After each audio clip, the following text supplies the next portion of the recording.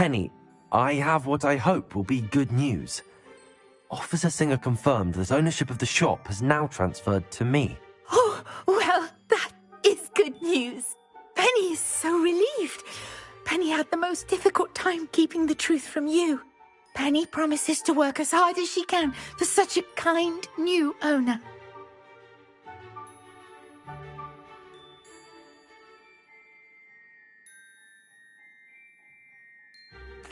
Penny, I found an item of clothing in the dungeon that I'd like to give you.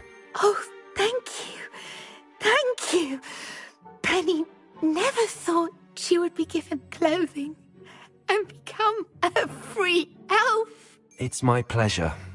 You deserve it. Of course, Penny will be staying on and managing the shop for you. Penny, you're free. You can do anything you've ever wanted to. But all Penny has ever wanted to do is run a shop with a friend and sell to the villagers in Hogsmeade. If that's what you want to do, Penny, then nothing would make me happier. I'm genuinely glad you'll be staying on. Penny is too. All that's left is for you to choose a sign for your new shop, and Penny will take care of the rest.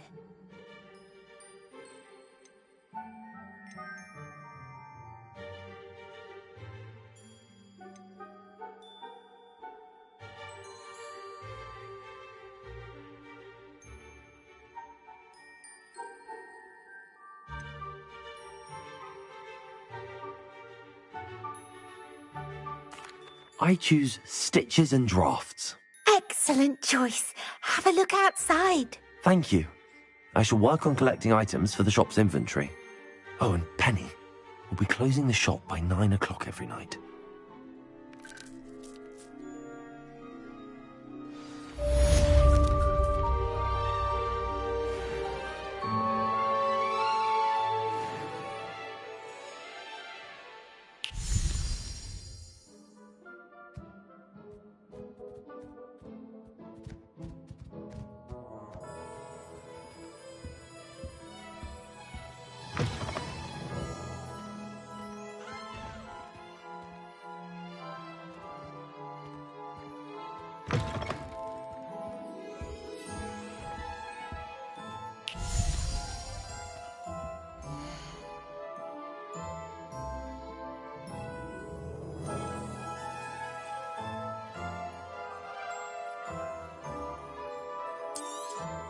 Oh, Penny will fetch a good price for what you'd like to sell.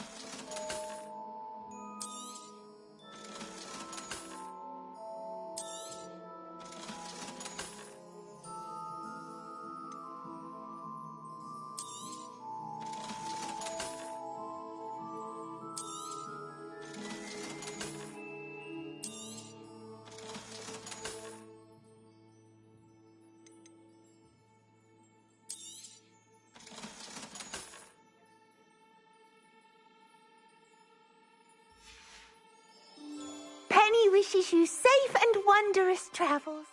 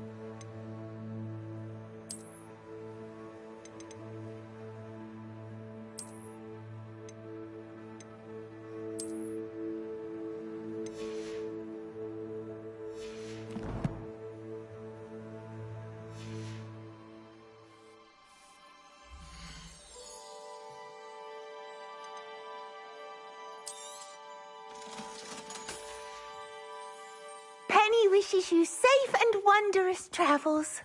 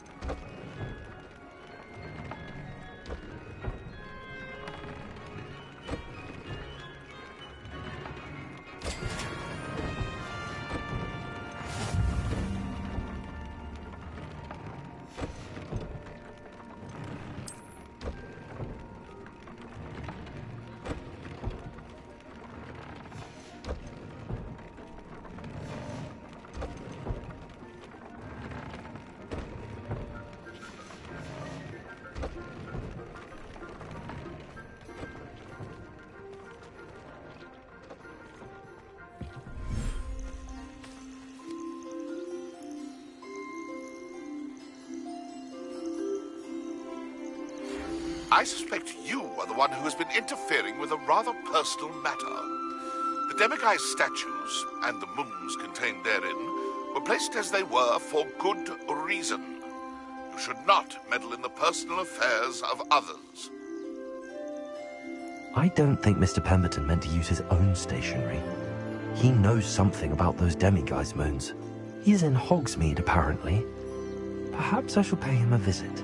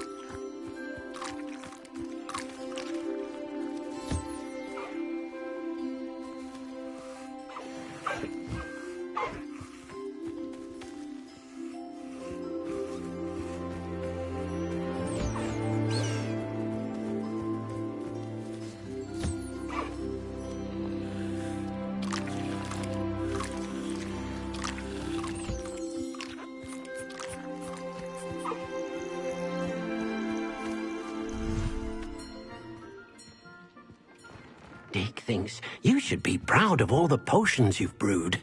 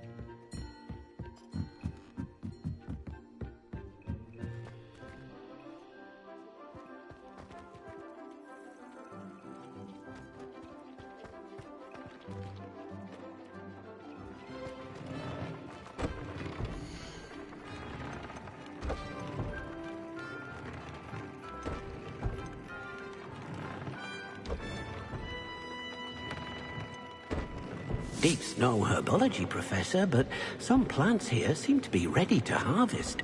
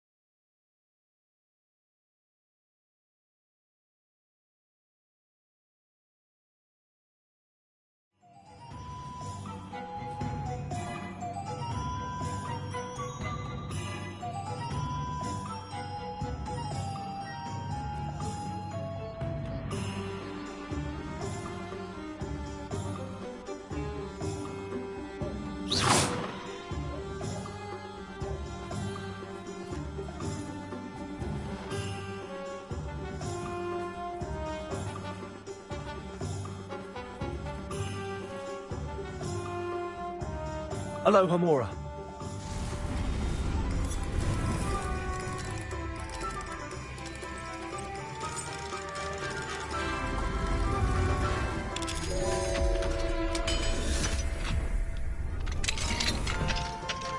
What do we have here? A demiguise.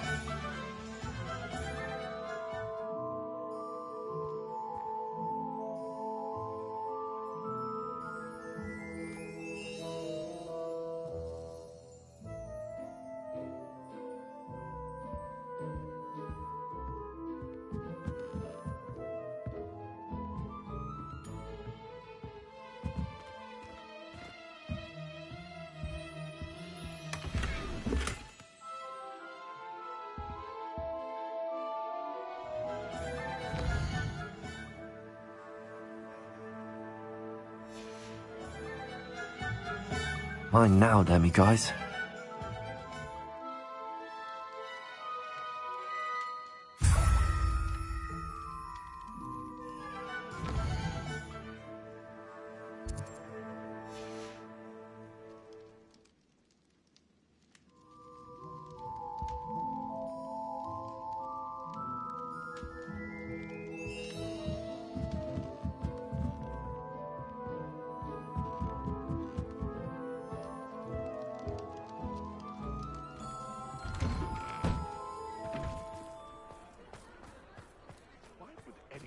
Care enough to remove my demiguise statues.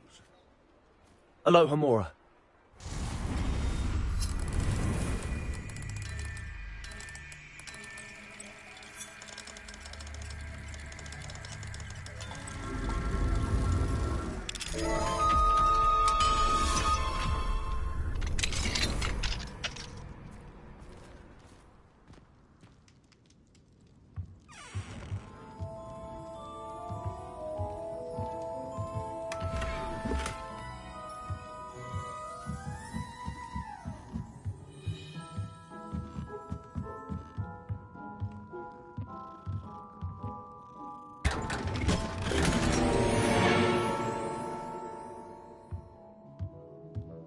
Revelio.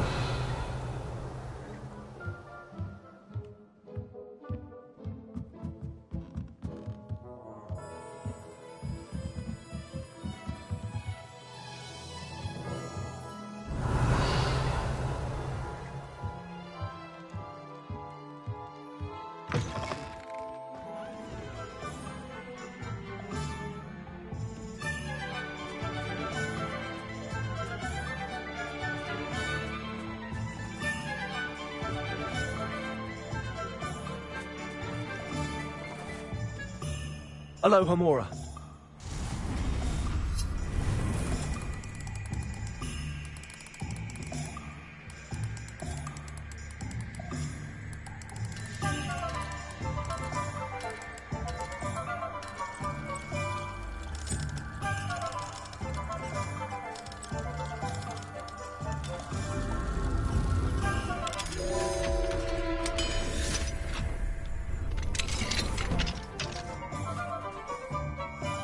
Revelio.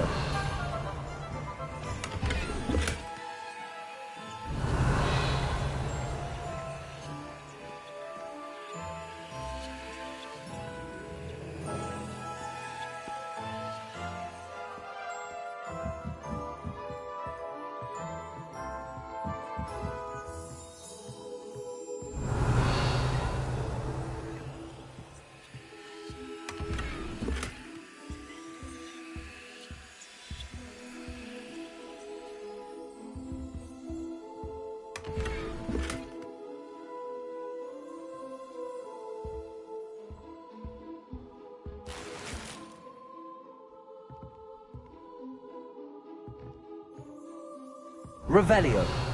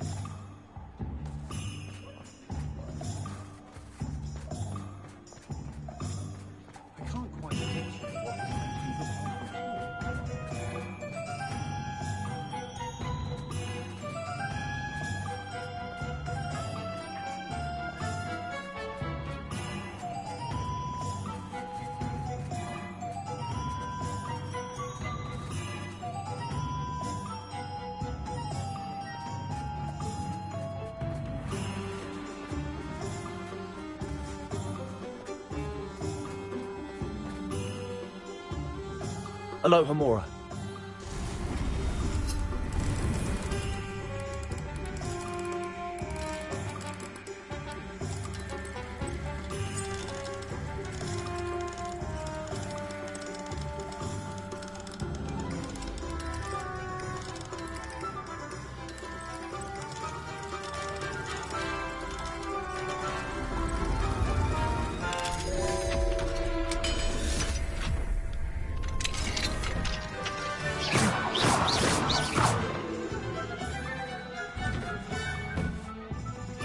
Revelio.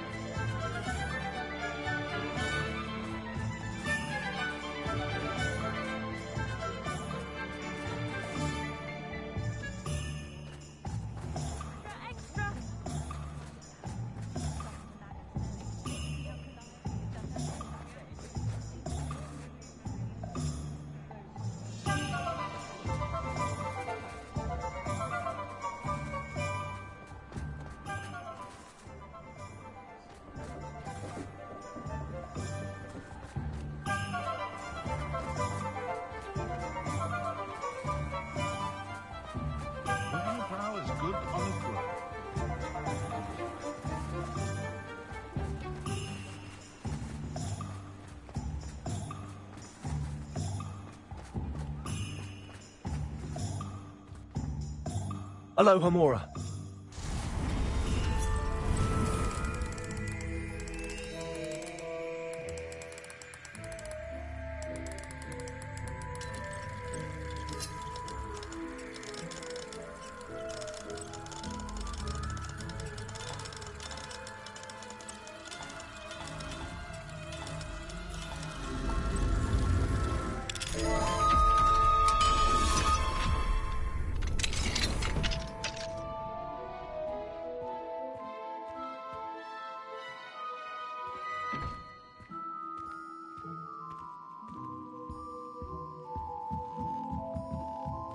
Revelio.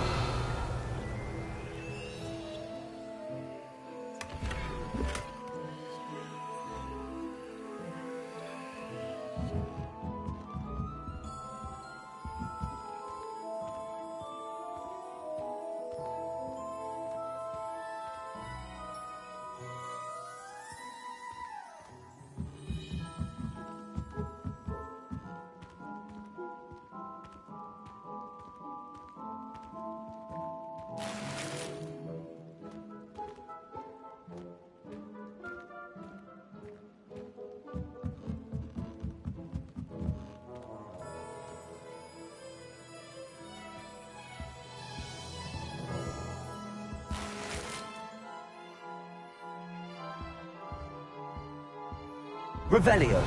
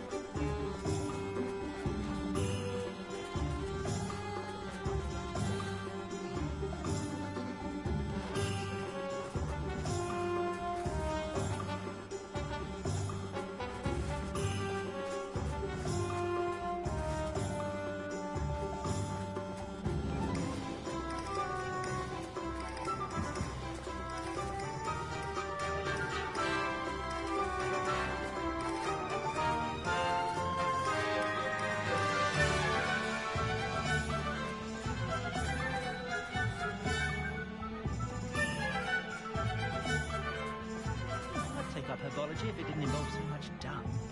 I used to help out at the Three Broomsticks when I was young.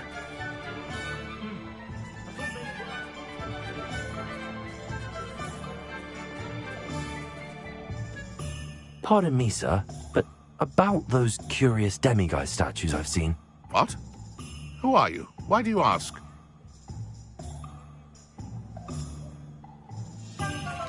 They're quite clever. Oh, thank you. A lot of craftsmanship and care went into them. I assume.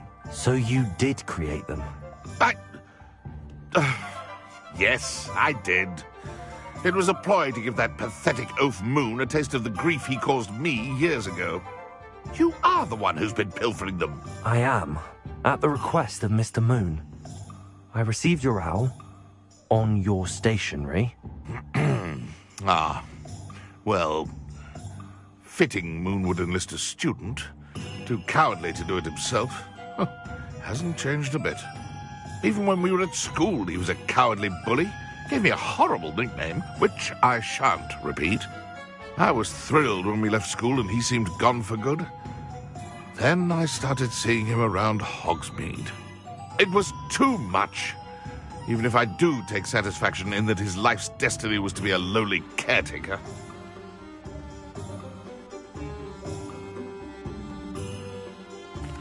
Mr. Moon does a good deal for the school, and he's taught me a lot. He's terrified of those statues. I know. You should have seen his face when that boggart appeared. Oh, priceless. That's when I knew what I needed to do.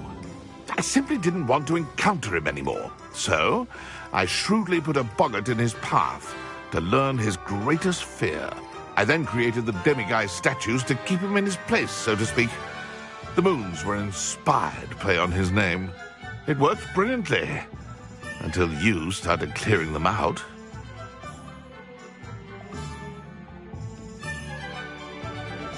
The statues are a form of bullying. You're no better than him. Perhaps it's time you both moved on. Fair point, I suppose.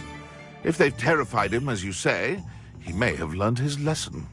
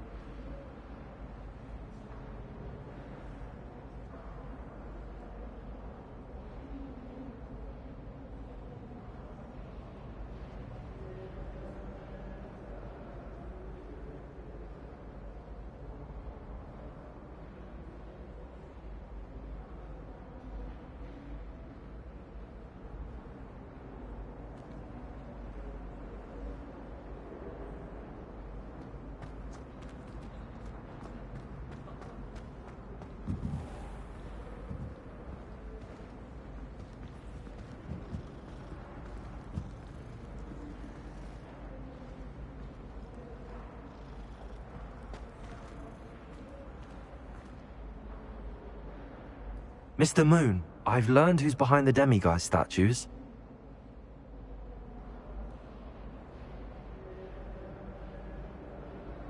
It was a classmate of yours that you bullied, Piers Pemberton.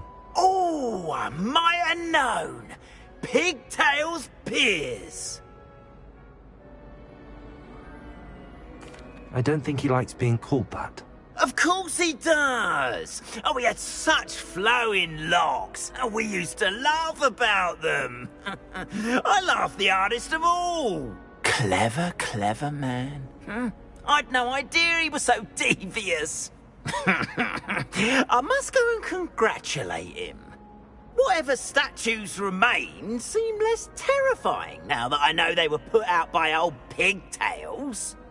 Continue collecting them if you like. As for me, I'm gonna go and pay a visit to my old friend.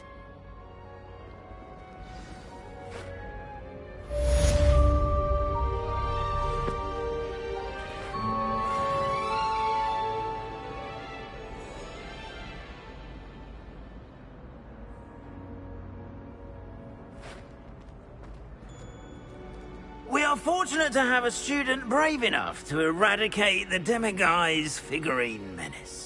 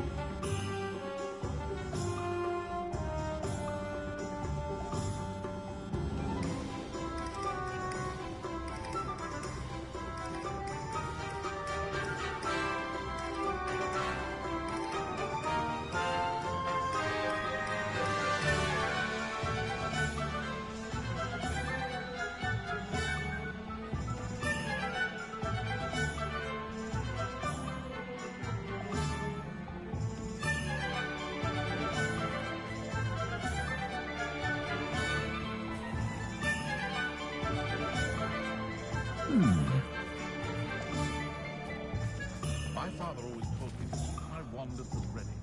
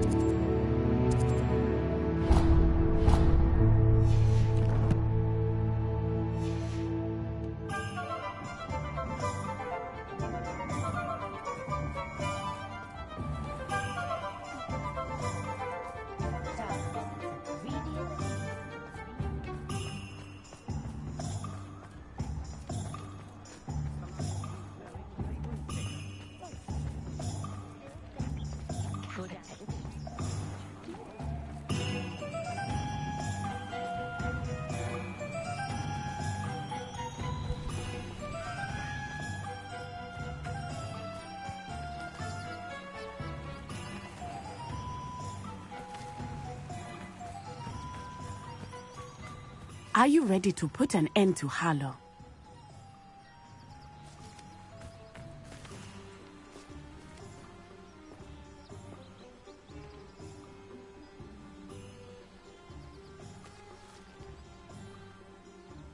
I'm ready to do what's needed to take Harlow down.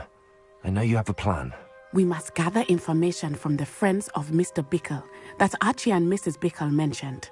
Agabus Filbert, Otto Dibble, and Mr. and Mrs. Rabe. All right. I suggest that you speak with each of them while I head to the Hogshead. I saw some Ashwinders heading there. And as my mother would never go near the Hog's Head, she is less likely to learn of my activities than if I were to wander the village questioning its residents. Where am I to find these friends of his? I do not know about Mr. Rabe, but his wife, Daisy, is often in Hogsmeade, as is Agabus Filbert. And Otto Dibble, he works at Gladrags, so you will likely find him there.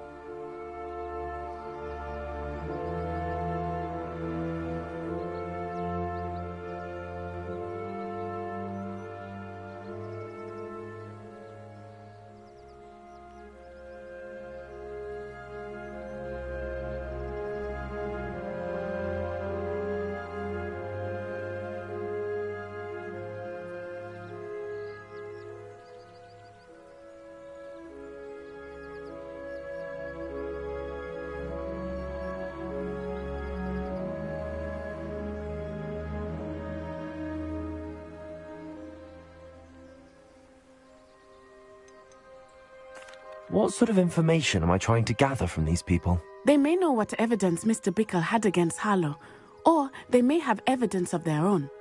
We simply need to know whatever they know.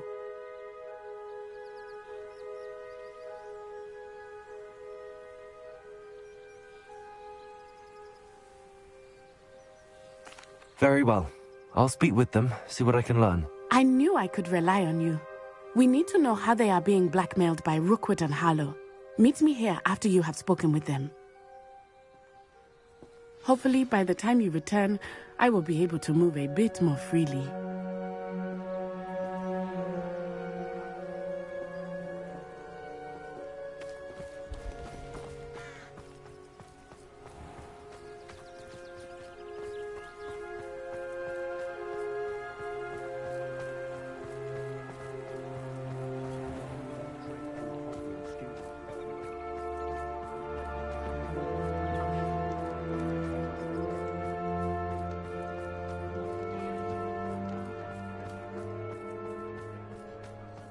You can stop a thief in their tracks.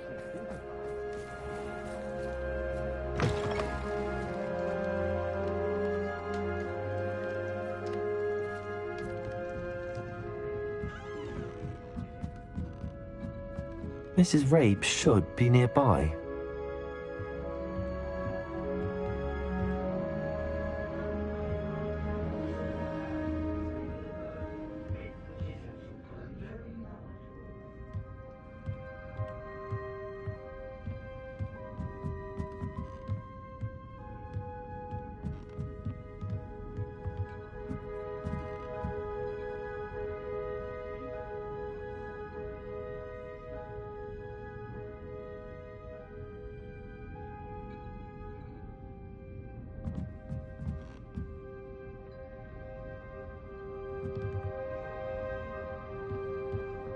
Oh, Isco, what have I done?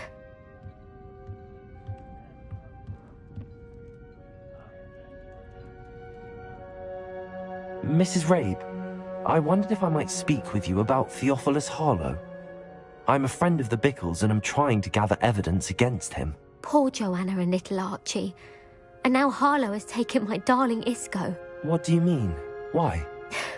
I'm a security guard at Gringotts, and my husband is a curse breaker for them. Harlow approached me about helping him extort my colleagues into giving him treasures from the vaults. And you declined? Of course I declined. Repeatedly. I thought they'd given up, until I came home one night and found my husband gone, and a note affixed to my door with a knife.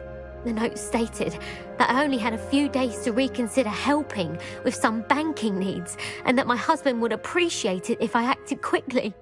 But the help Harlow wants is help that I cannot give, and my dearest Isco is paying the price.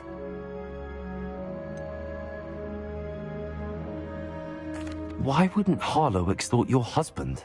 Isco's job is even more removed from the vaults than mine. He travels the world for the bank. He could do nothing for Harlow.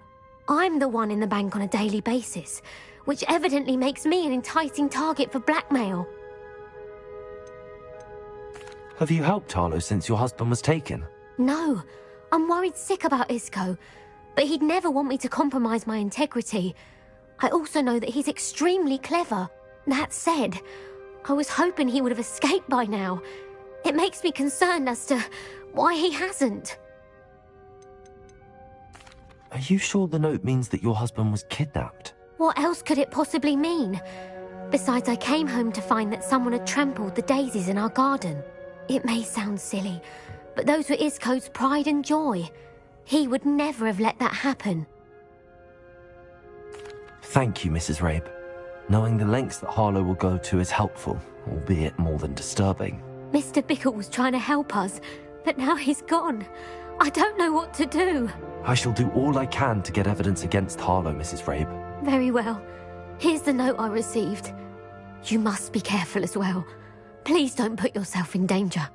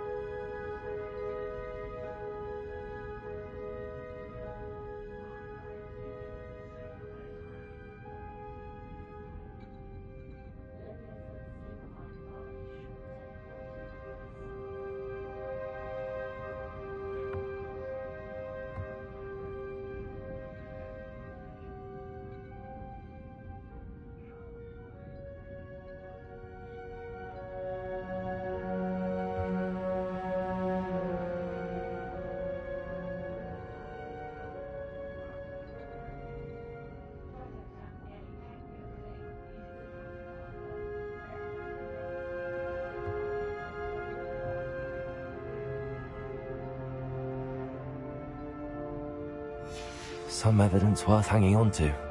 Thank you. I hope it's not too late. Now, to find Mr. Bickle's other two friends.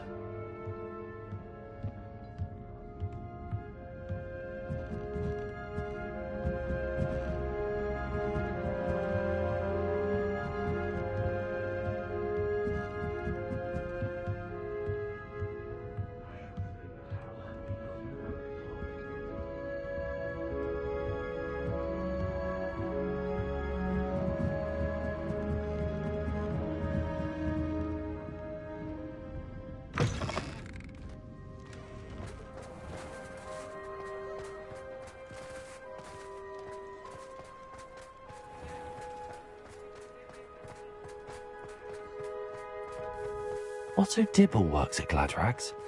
I should check there. Please tell me you didn't take it, but perhaps it's been here all along. Mr. Dibble, may I speak with you? It's about Theophilus Harlow. I've nothing to say about him. May I interest you in a stunning cravat today? Please, sir, I'd like to help. I spoke to Mrs. Bickle. You know the Bickles? All right. But we must be discreet. Can't have Mr. Hill hearing this. I know Mr. Hill. He was kind to me the day of the troll attack. Oh, he's a good man. But even he wouldn't understand about Harlow. It started a few weeks ago. I was distracted, reading a note, when you-know-who came into the shop. I hid the note behind the counter and offered to help him. He stared at me for a moment, then asked me to check on an order he'd placed. I went into the storeroom to check on what turned out to be a non-existent order. When I returned, he was holding the note. What was in the note? It was a note from Rosie Hill, Mr. Hill's daughter. You see, we've been, well, secretly engaged these past 6 months. We haven't told Mr. Hill yet. I dare say he has higher hopes for her. Harlow advised me in no uncertain terms that my relationship with Rosie, not to mention my employment here, depended upon my cooperation. What did he ask you to do? It all happened so quickly. In an instant, he took a very expensive scarf from the counter, pocketed it, and smiled. He said, "Your secret is safe as long as I can supply my lady friend with delightful items like this every so often." I've been able to cover for his requests until now with some creative bookkeeping, but I can't keep it up for much longer. I'm terrified to say anything. I could never live without Rosie. Could you give me a bit more detail about the note? That might help me to identify it should I come across it. It's on Rosie's special pink stationery. It has her monogram at the top, RH. That's how Mr. Hill would know it was real. What have you been doing to keep the extortion a secret? Well, as I mentioned, creative bookkeeping.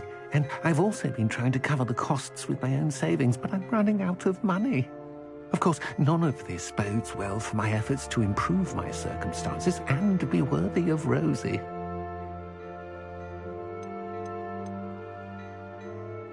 I met Mr. Hill the day of the troll attack.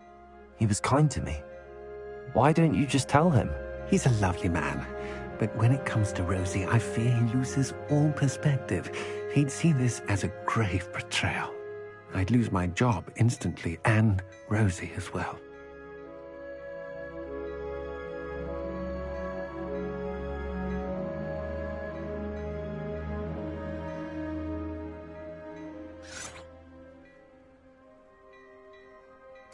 Thank you for telling me. I'm gathering evidence to take Harlow down. I would love nothing more than to see him rotting in Azkaban, but be careful. He's an awful man and incredibly dangerous. As for Rosie's letter, should you happen upon it, I have committed it to memory. You may destroy it immediately. Understood. Now hurry off before Mr. Hill returns. Where was I? We're on the right track. Now to find the last of Mr. Biggle's friends.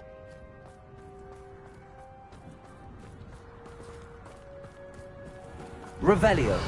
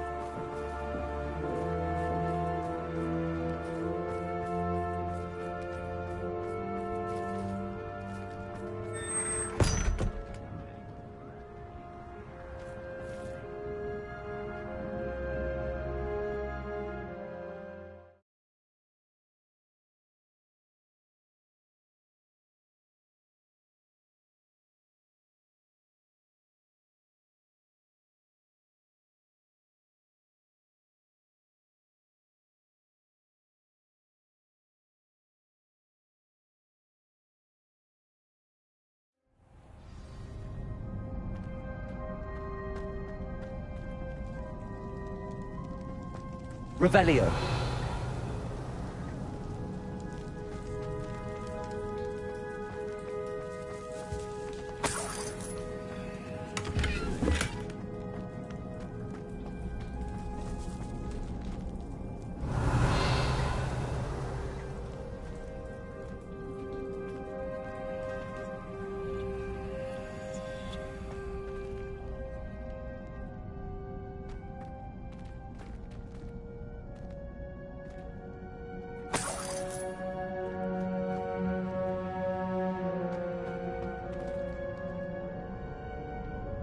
Revelio.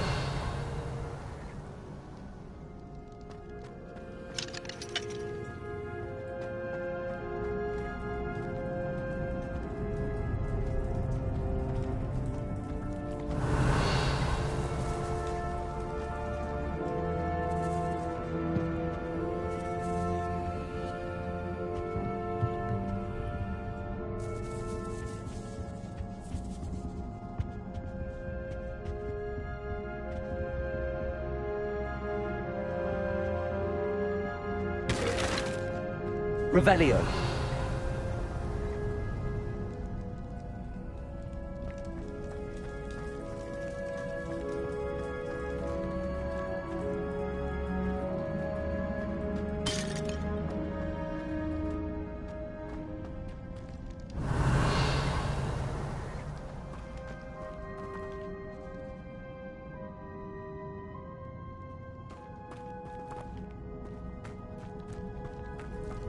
Revelio.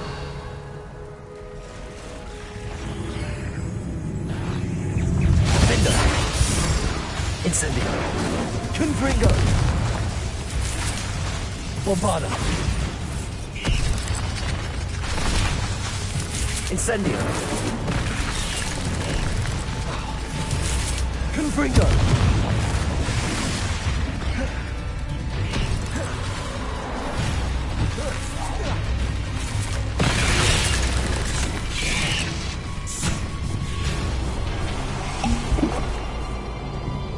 Lumos.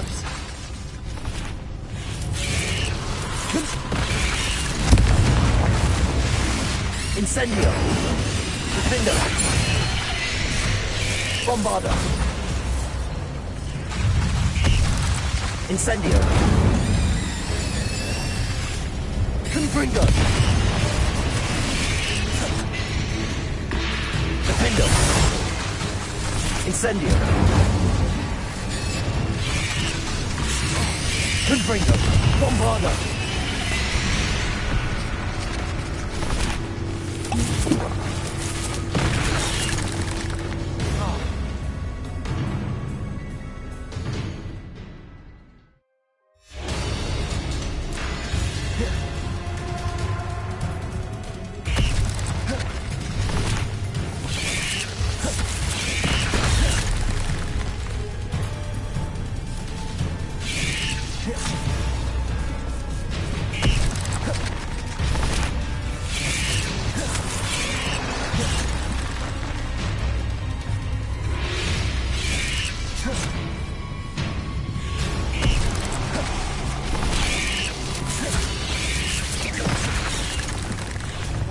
Bombarda.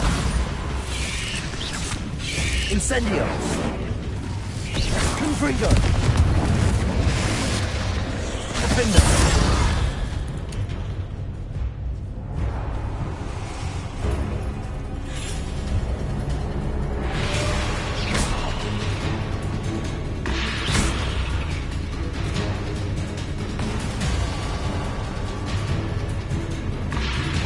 Defender. Revelio.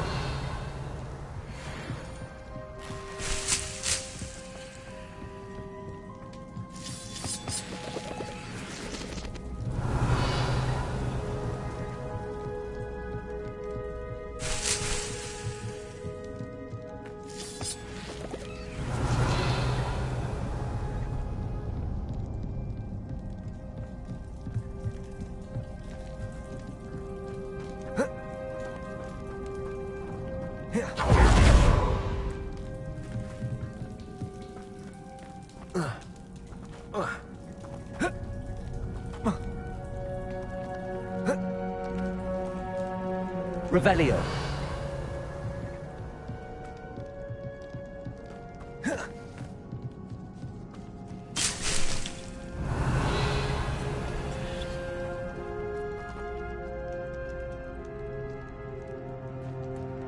Confringo.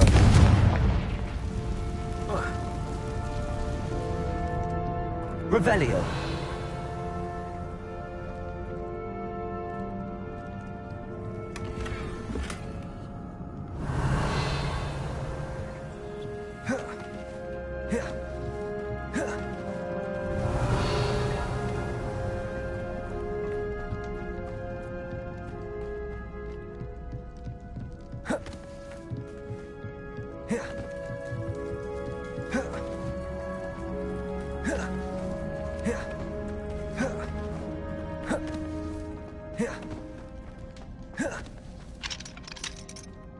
Aloha Mora.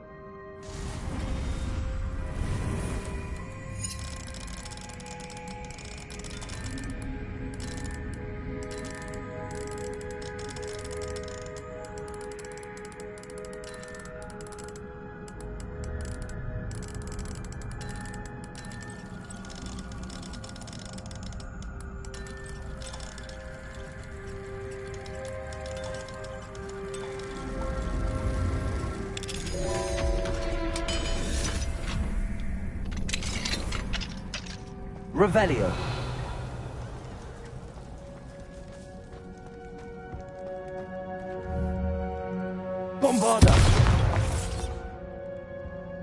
Revelio.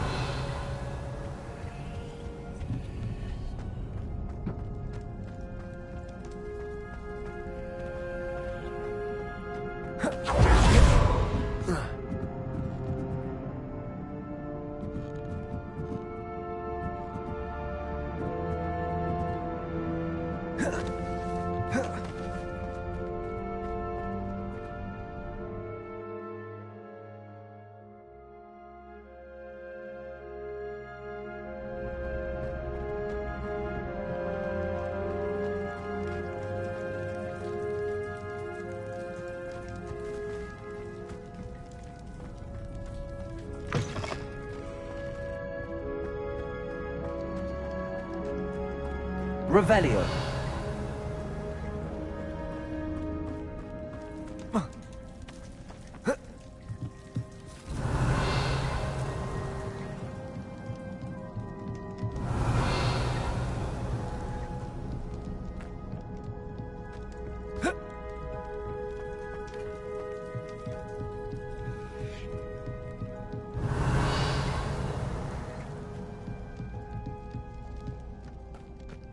Revelio.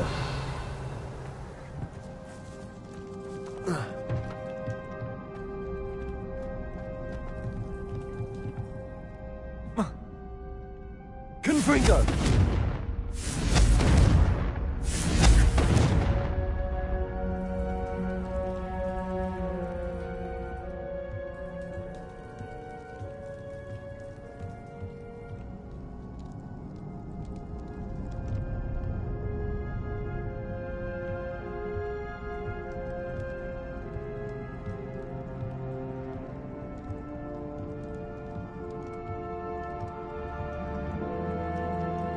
Revelio. Confringo.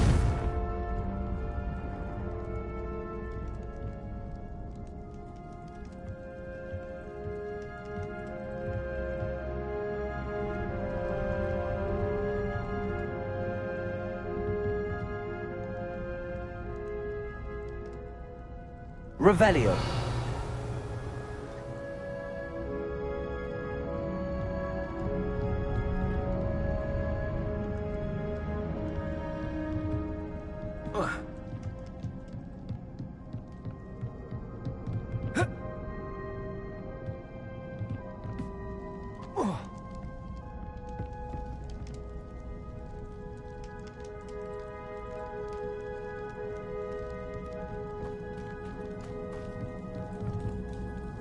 Protego.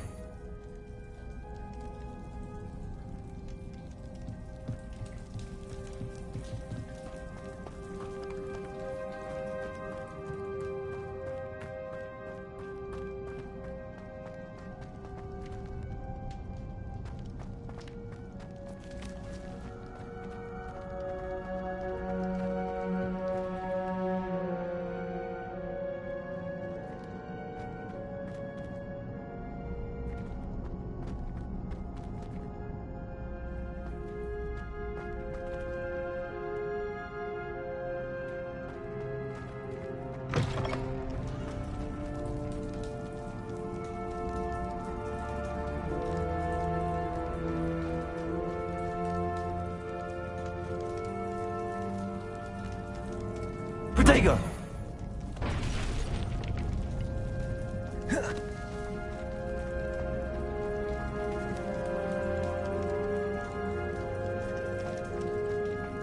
Revelio.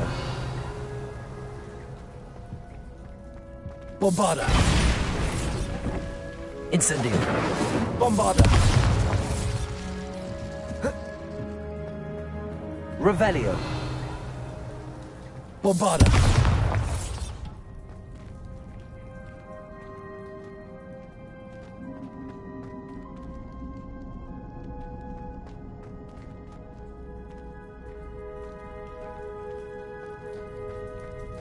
Revelio.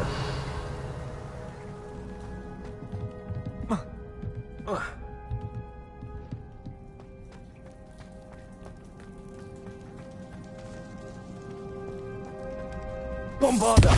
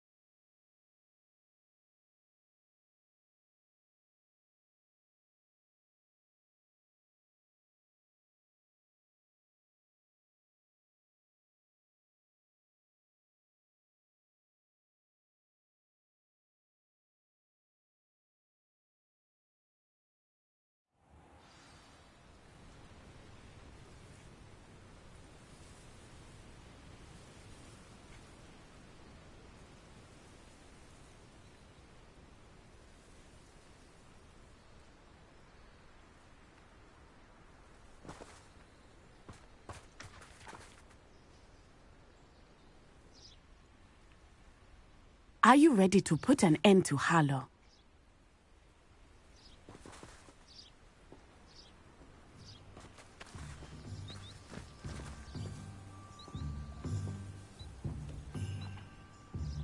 I'm ready to do what's needed to take Harlow down. I know you have a plan. We must gather information from the friends of Mr. Bickle that Archie and Mrs. Bickle mentioned. Agabus Filbert, Otto Dibble, and Mr. and Mrs. Rabe. All right. I suggest that you speak with each of them while I head to the Hogshead. I saw some Ashwinders heading there. And as my mother would never go near the Hogshead, she is less likely to learn of my activities than if I were to wander the village questioning its residents. Very well. I'll speak with them, see what I can learn. I knew I could rely on you. We need to know how they are being blackmailed by Rookwood and Harlow. Meet me here after you have spoken with them.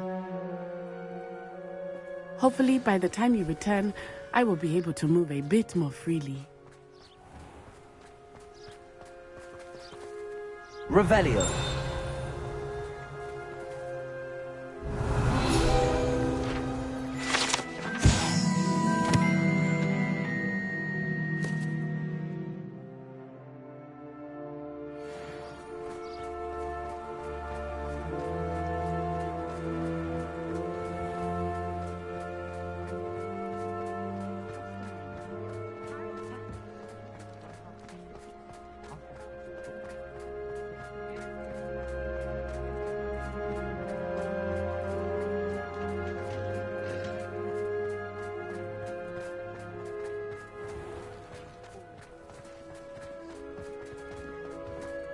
Otto Dibble works at Gladrags. I should check there.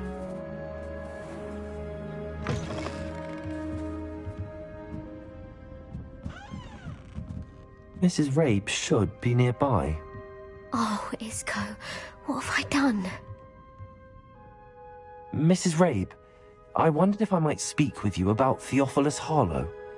I'm a friend of the Bickles and I'm trying to gather evidence against him. Poor Joanna and little Archie. And now Harlow has taken my darling Isco. What do you mean? Why?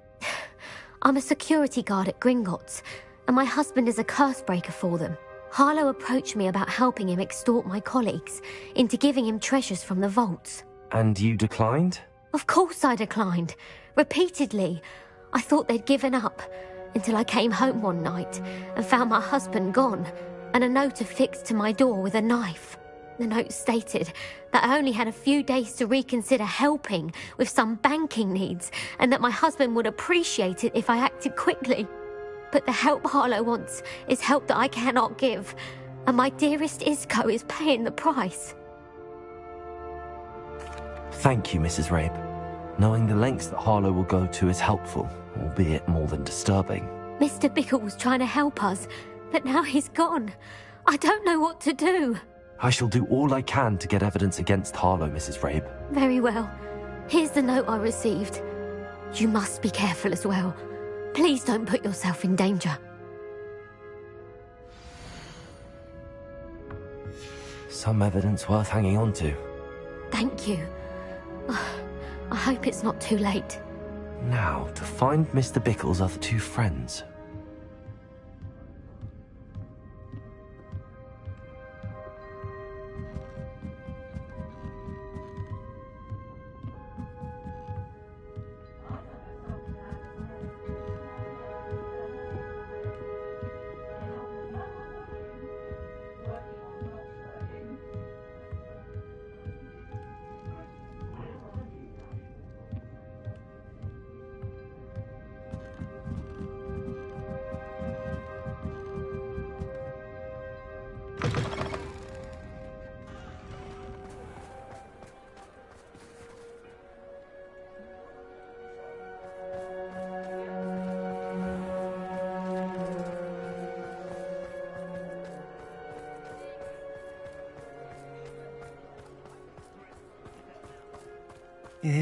Please tell me you didn't take it, but perhaps it's been here all along.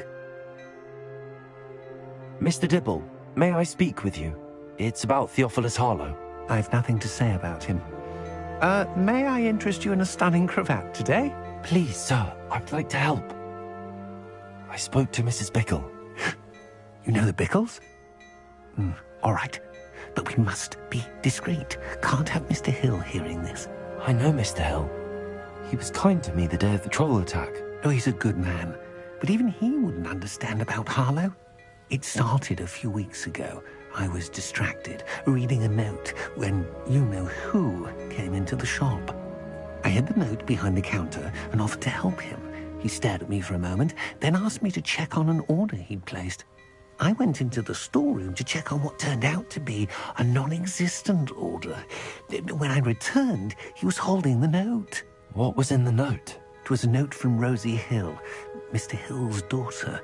You see, we've been, secretly engaged these past 6 months. We haven't told Mr. Hill yet. I dare say he has higher hopes for her. Harlow advised me in no uncertain terms that my relationship with Rosie, not to mention my employment here, depended upon my cooperation. What did he ask you to do? It all happened so quickly. In an instant, he took a very expensive scarf from the counter, pocketed it, and smiled. He said, "Your secret is safe as long as I can supply my lady friend with delightful items like this every so often."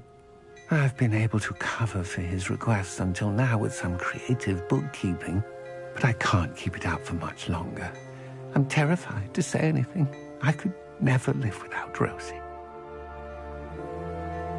Thank you for telling me. I'm gathering evidence to take Harlow down. I would love nothing more than to see him rotting in Azkaban, but be careful. He's an awful man and incredibly dangerous.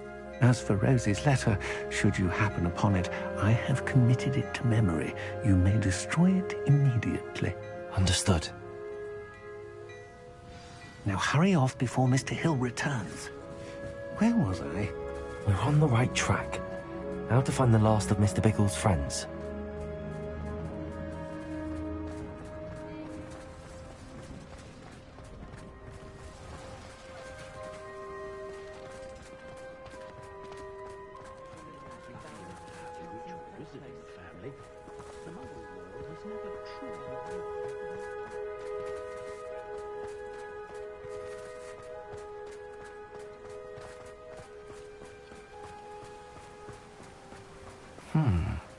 Agabus Filbert must be around here somewhere. Hello there. Excuse me, Mr. Filbert. I wondered if I might speak with you about your dealings with Theophilus Harlow. I hope to ease Mrs. Bickle's mind by gathering evidence against him. Oh, tragic what happened to Bickle. He wanted me to speak out against Harlow for an act of violence committed against me. But I feared Harlow's retaliation, and so I refused.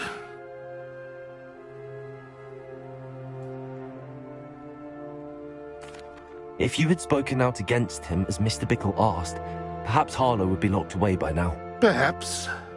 But perhaps I would have suffered a similar fate. You said that Harlow committed an act of violence against you. Could you tell me what happened? Before my extraordinary wife, Dulcibella, passed away, she had just completed a small book of poetry. As a surprise for her birthday, one she never had the chance to celebrate, I had the book beautifully bound and plated in gold. One day, Harlow came calling to punish me for having spoken out against the Neanderthals that comprise Rookwood's lot. Before I knew it, I'd been petrified, and Harlow was rifling through my home. He found the book of poetry, with its exquisite gold plating. I watched helplessly, lying there in my entranceway as he walked away with the book, laughing as he went.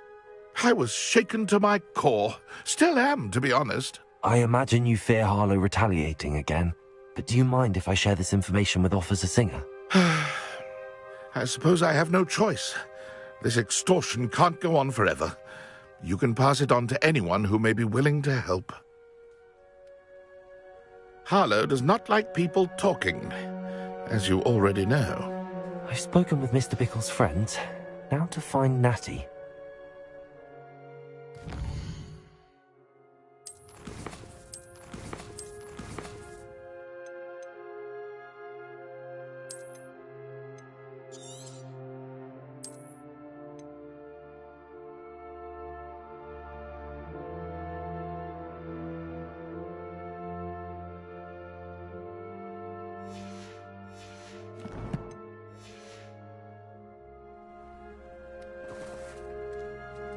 Aloha Mora.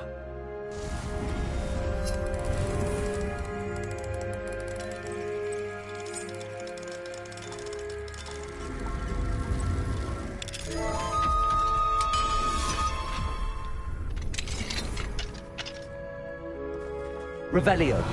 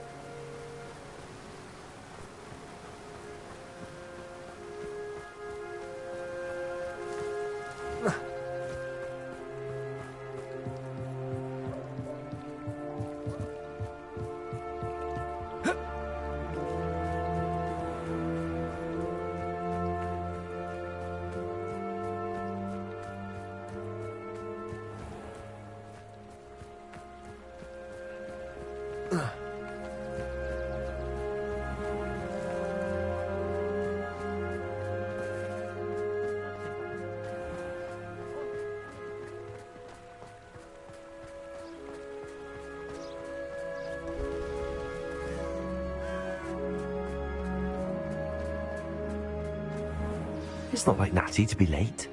She said she was going to the Hog's Head. Perhaps I'll find her there.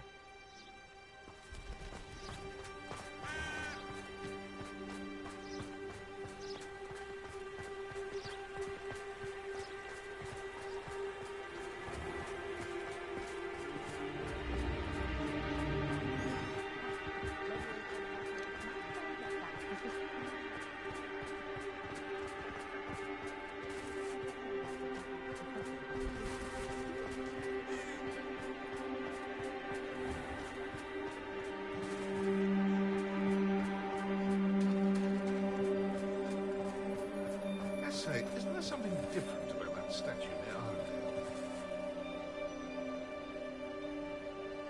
Aloha Mora.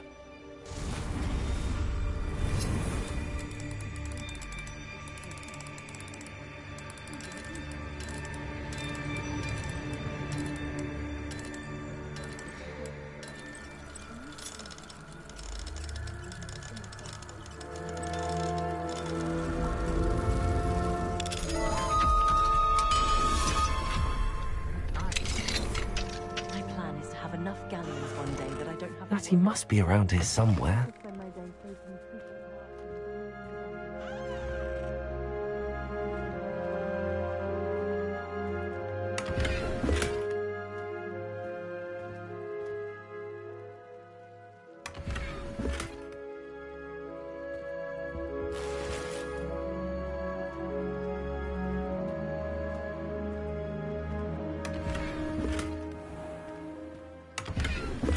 Revelio.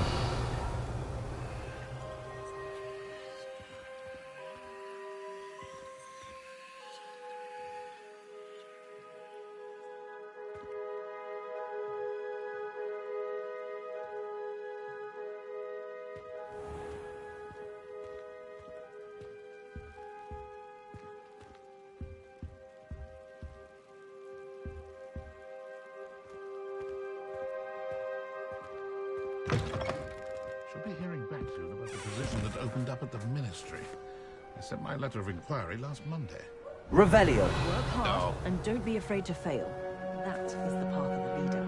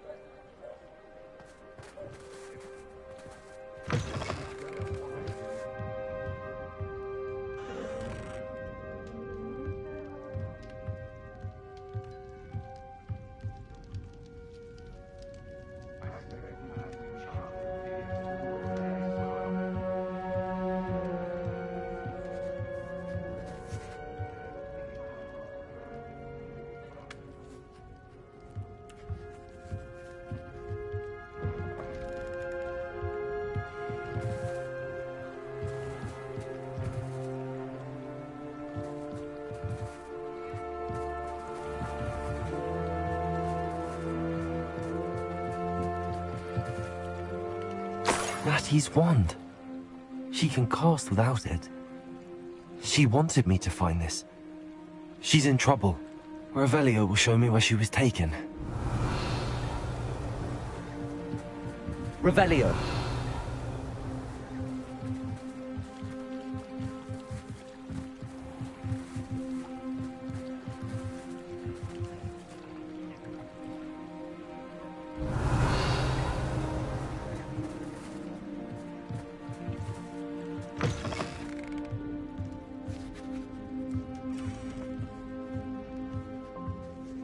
Nosy little students get what's coming to them.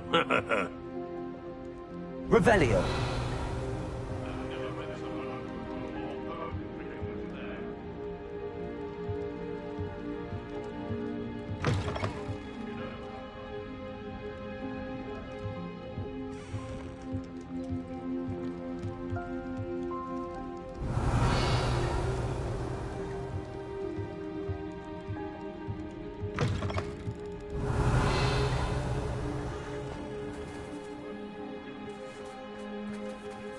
Revelio. Natty must have been taken this way. I need to find her quickly.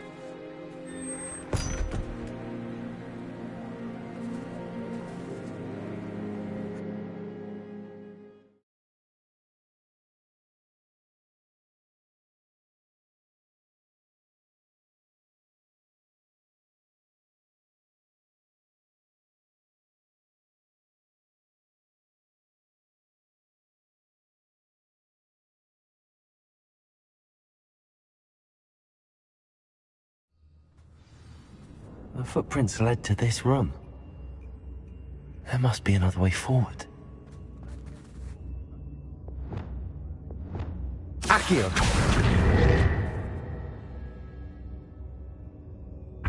so. Accio.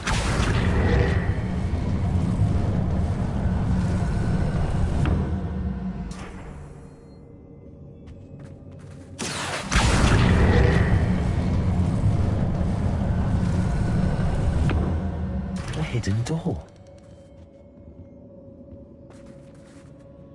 Natty must have been taken this way. I need to find her quickly. It's been a bit grim, I won't deny, but the tides will turn for us. I don't trust Ranrock, I'll tell you that. He'll turn on us first chance he gets.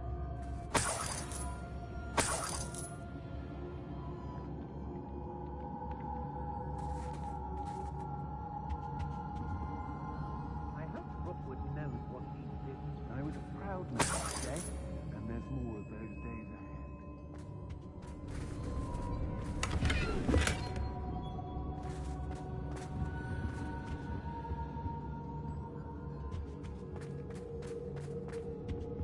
I'd better be sure I'm not seen.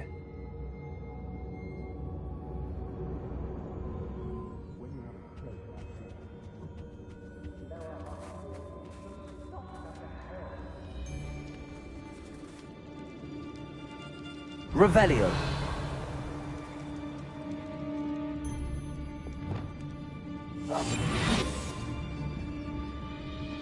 It's not for the world. Losing that girl is right. Coming for her. Revelio.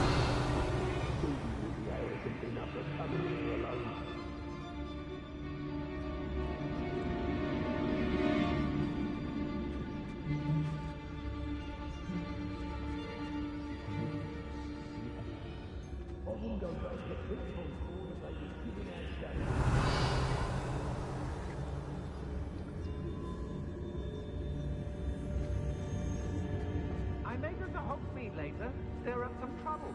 They need to be reminded that we... Revelio.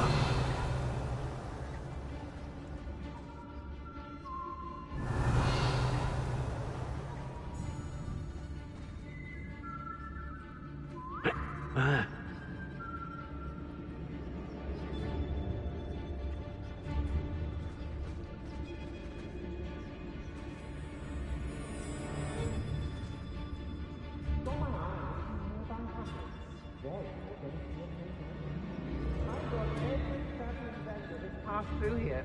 They never see it.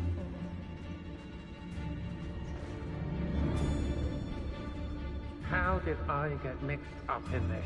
Doing Rookwood's work for him? Dracus Totalis.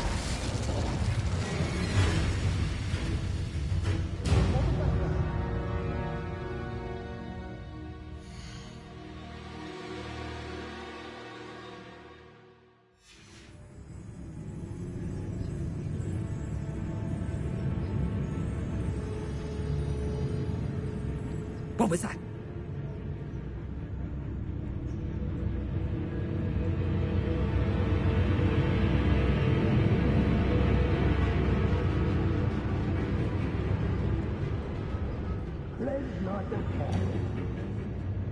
Dracus Totalis. What?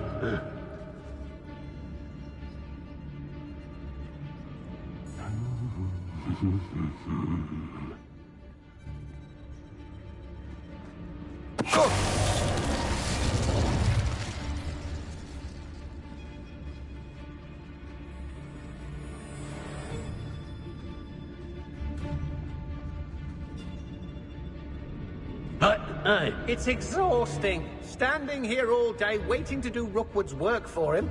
He can fight his own battles. Dracus Totalis. I've heard centaurs quieter than you.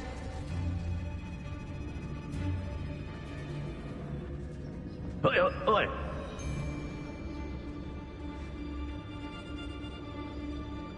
I don't want to work with goblins. Not now, not ever. Rookwood's gone mad. Hey.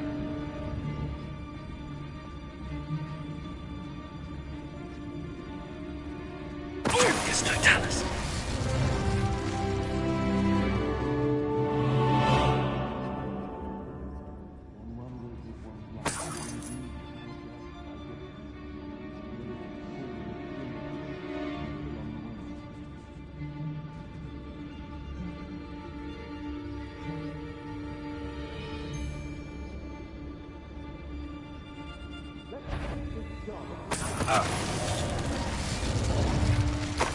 Revelio.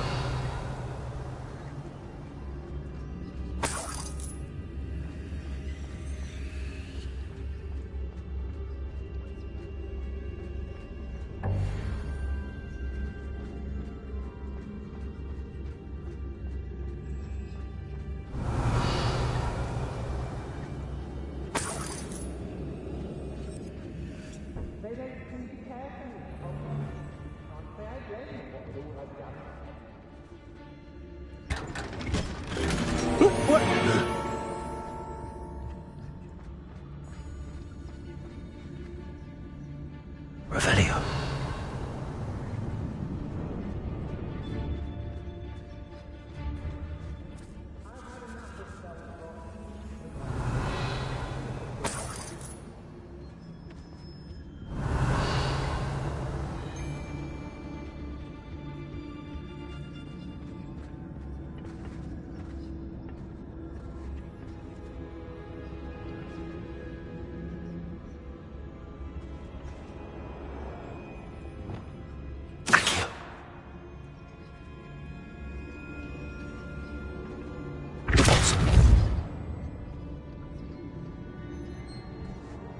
Revelio.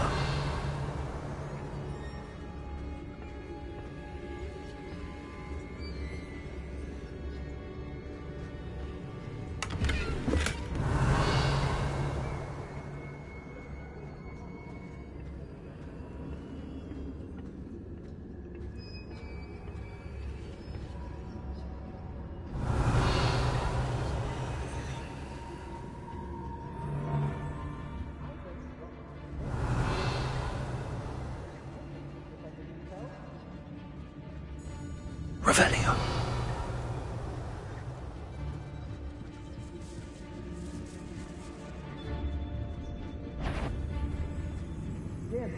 I heard that. Someone over there.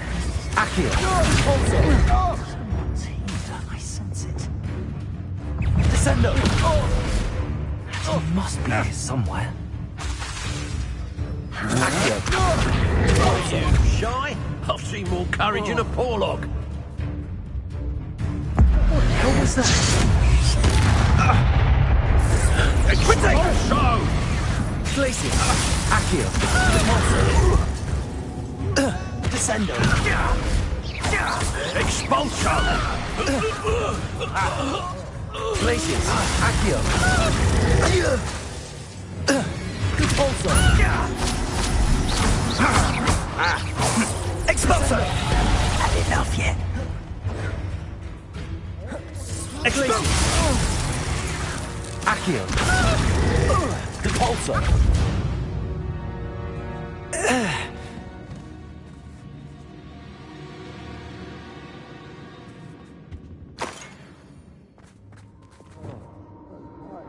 Lumos.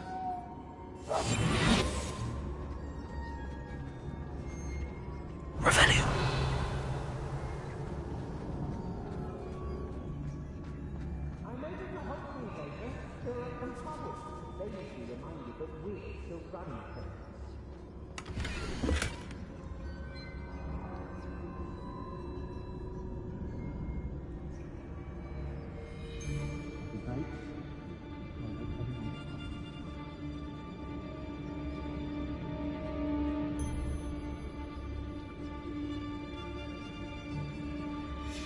The book of poems that was taken from Agabus Filbert.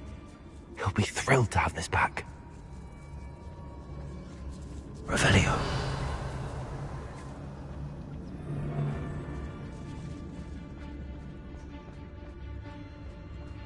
Pirifacus totalis. Revelio.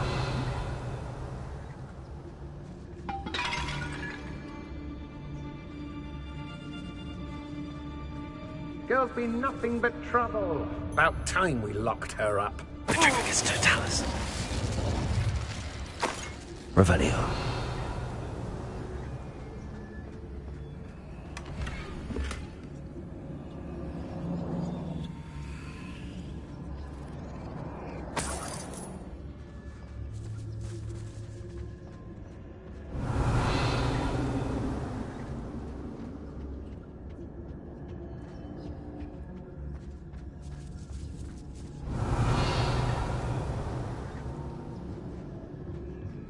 Revelio.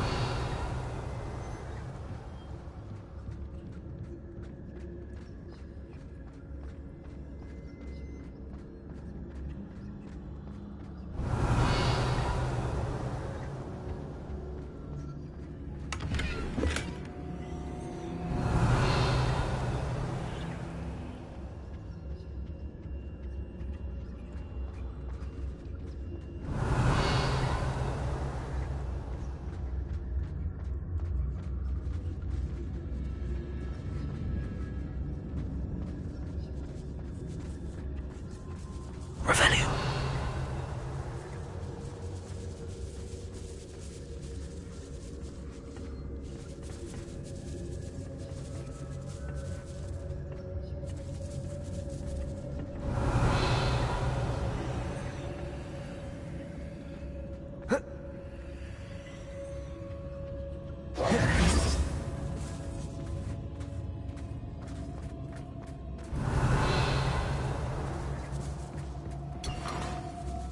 Revelio.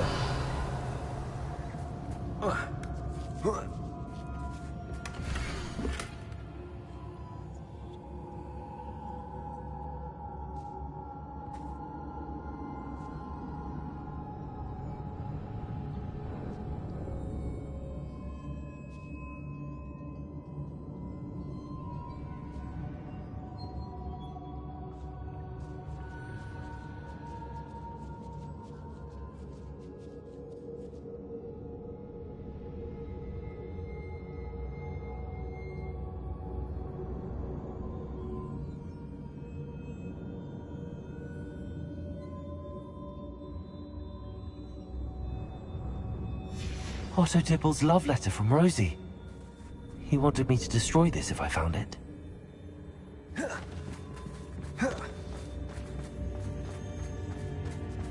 Revelio.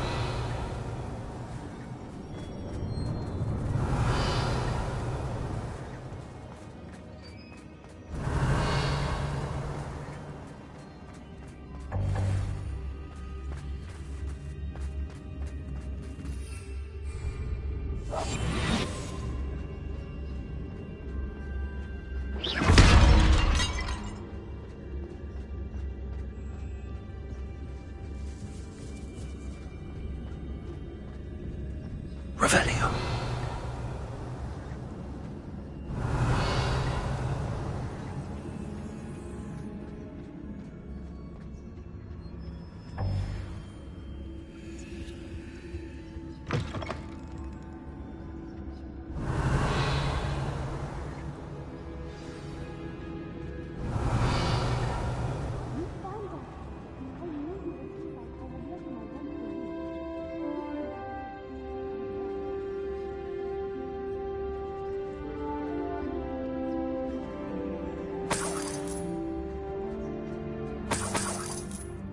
Revelio.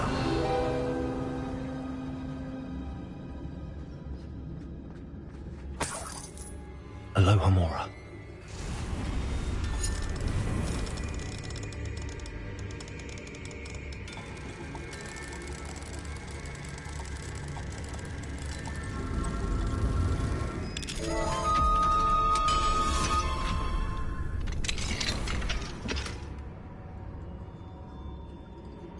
Revelio.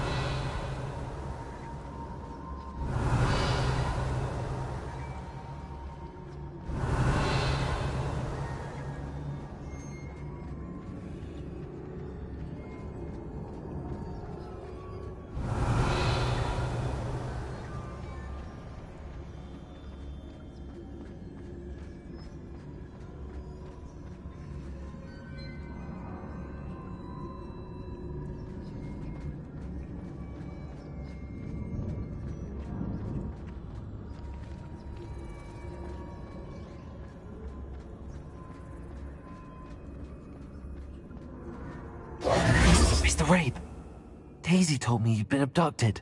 You spoke with my wife. How is she? Worried about you. Are you all right? I am all right. Thank you for coming. These locks are cursed, and there's an anti-apparition jinx on the cells. Even Natty's skill with wandless magic cannot free us. I need you to find my wand. Mr. Rabe, I found your wand. Well done. I knew it was nearby. Now, you best stand back. One never knows how a curse will react to being broken.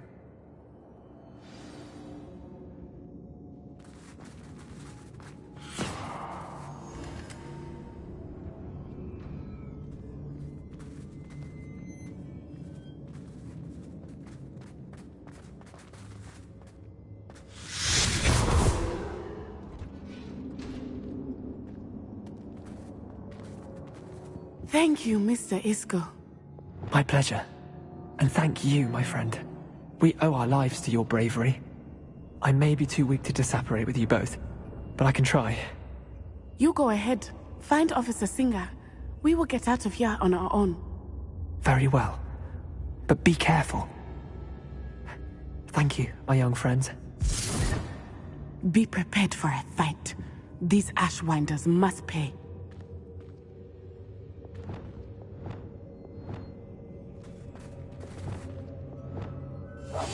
I understand. Revelio.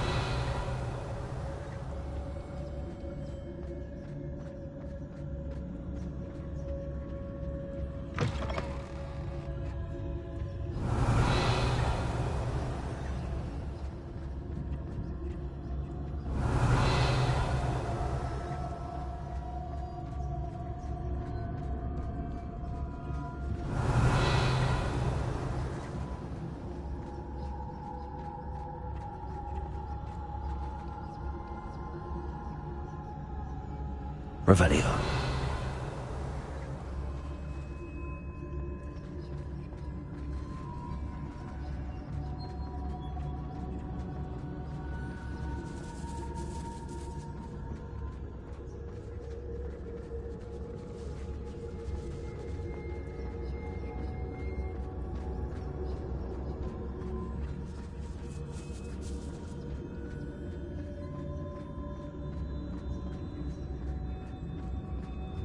Revelio.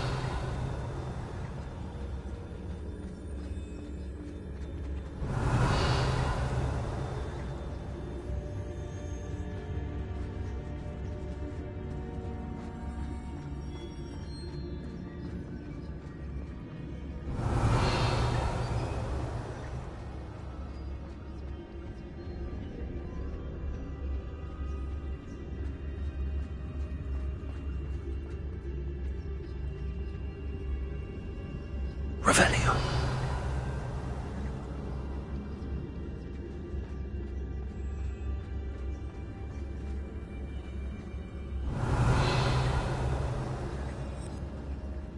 Let's find Officer Singer and put an end to Harlow once and for all.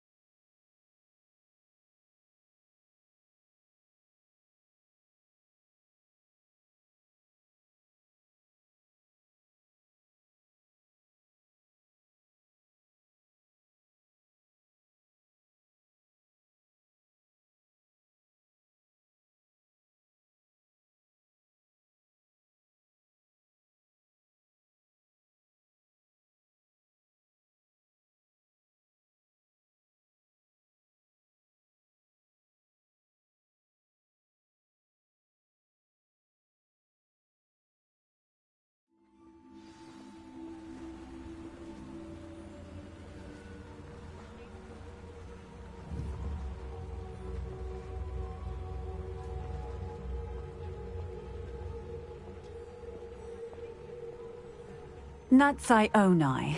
I should have known. And you, the troll dispatcher. Oh, thank goodness the two of you are safe.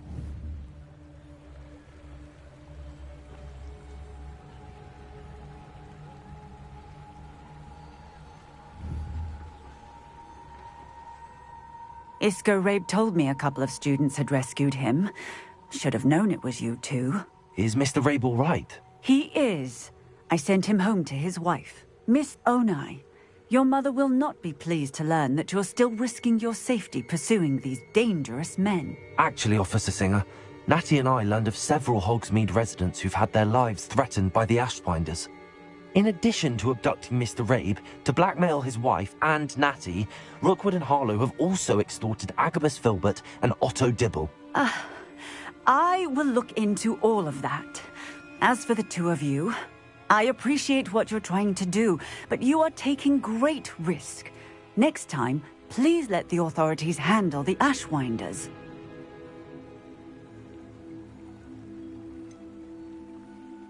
With all due respect, officer, the authorities haven't done much about any of this. There's more to taking down an organization like the Ashwinders than simply storming in and hauling them off based on a few accusations. I must insist that you leave them to us. We shall have no further discussion on this. Natsai, you may wish to speak with your mother about this before I do. My mother will not like this. Thank you again for rescuing me. We shall speak soon.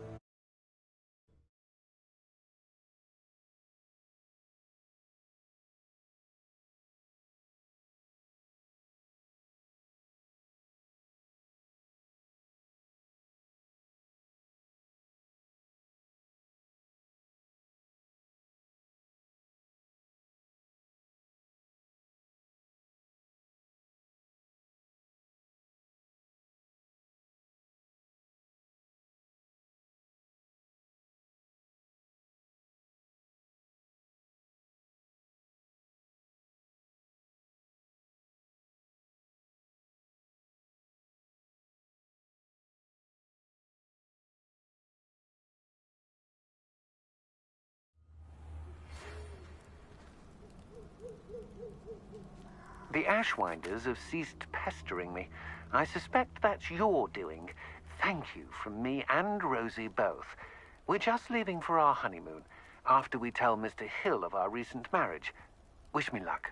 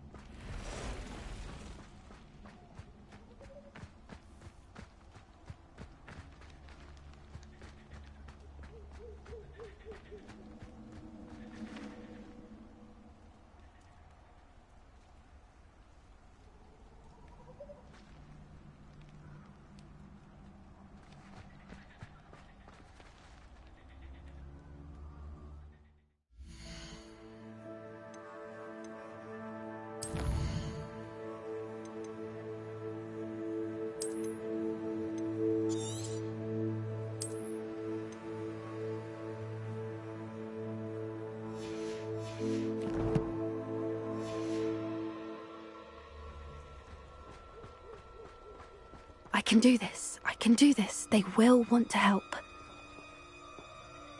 Is this where we're meeting the Centaurs? Well, they don't exactly know we're coming, so it's less of a meeting and more of a surprise, I suppose. Once we tell them about the Snidgets, they'll understand why we came and they'll want to help. I hope you're right. Perhaps they'll be able to tell that we're sincere. There's something about them that's so knowing. It's almost unnerving.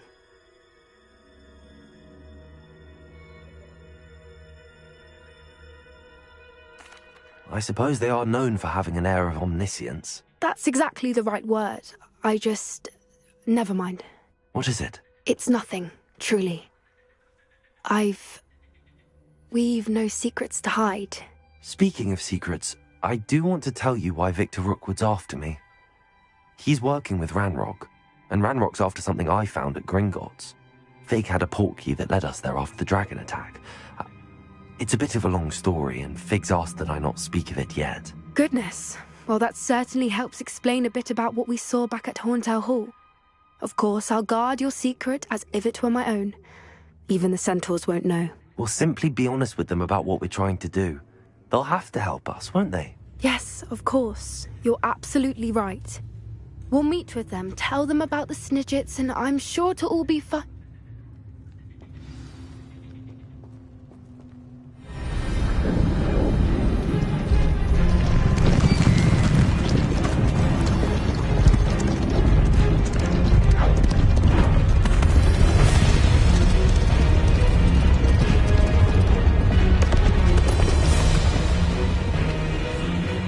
What do you think you're doing here, humans? Please!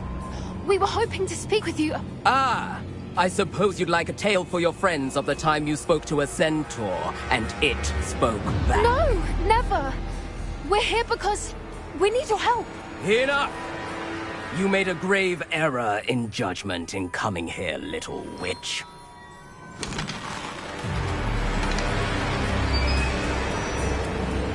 Leave them be, Alec. We do not harm the young. It is not our way. You forget your place, old fool. I'm the leader of this herd, and while you cling to our way, their kind continue to slaughter beasts like us without a care! From what I can see, they have slaughtered no one. They will leave here unharmed. Mark my words, Doran. If I ever see them again, it will be all 3 of your heads.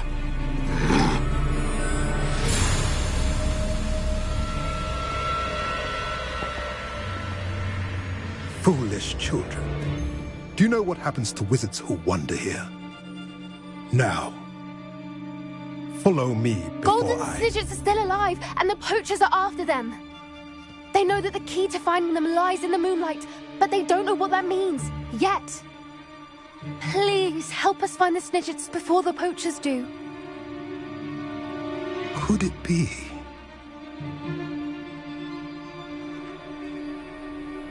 In the south, there is a cave within which lies what the poachers seek. A moonstone.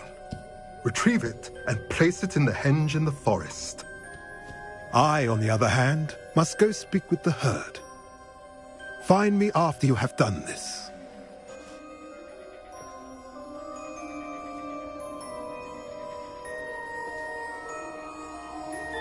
I don't understand. So the moonlight mentioned in the journal doesn't refer to actual moonlight, but to a moonstone. What do moonstones have to do with Snidgets? And why was he so certain about where we could find one?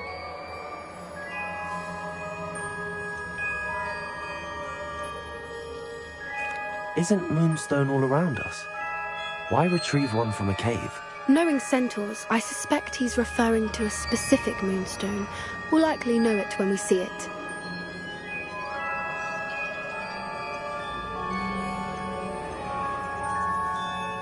I don't know, but I am inclined to believe him, what with his being a centaur and all. I am too. It is a shame how quick That's what the leader of the herd called him. Well, if Doran knows something we don't, I'd rather act now and ask questions later. I can head to the library and start looking into the cave you mentioned. I'll let you know what I find.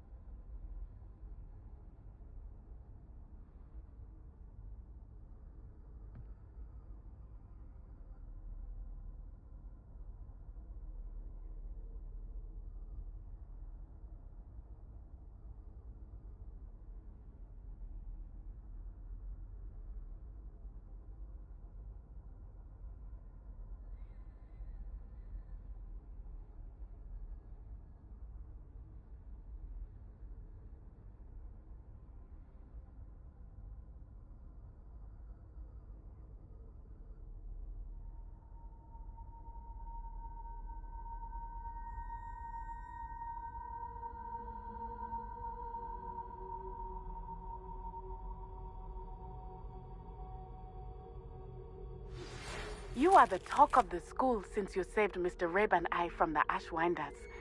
We have come so far. We should discuss the next steps in our plan to stop Harlow.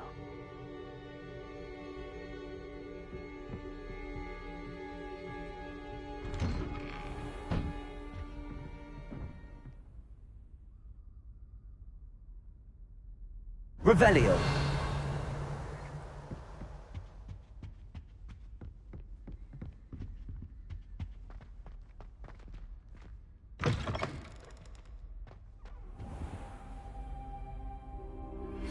Thank you for your persistence and cleverness. I confronted Piers about it, and he confessed straight away, the old rascal. We've agreed to let bygones be bygones. Don't forget to say hello the next time you're in the Three Broomsticks. Thrilled to be back there again.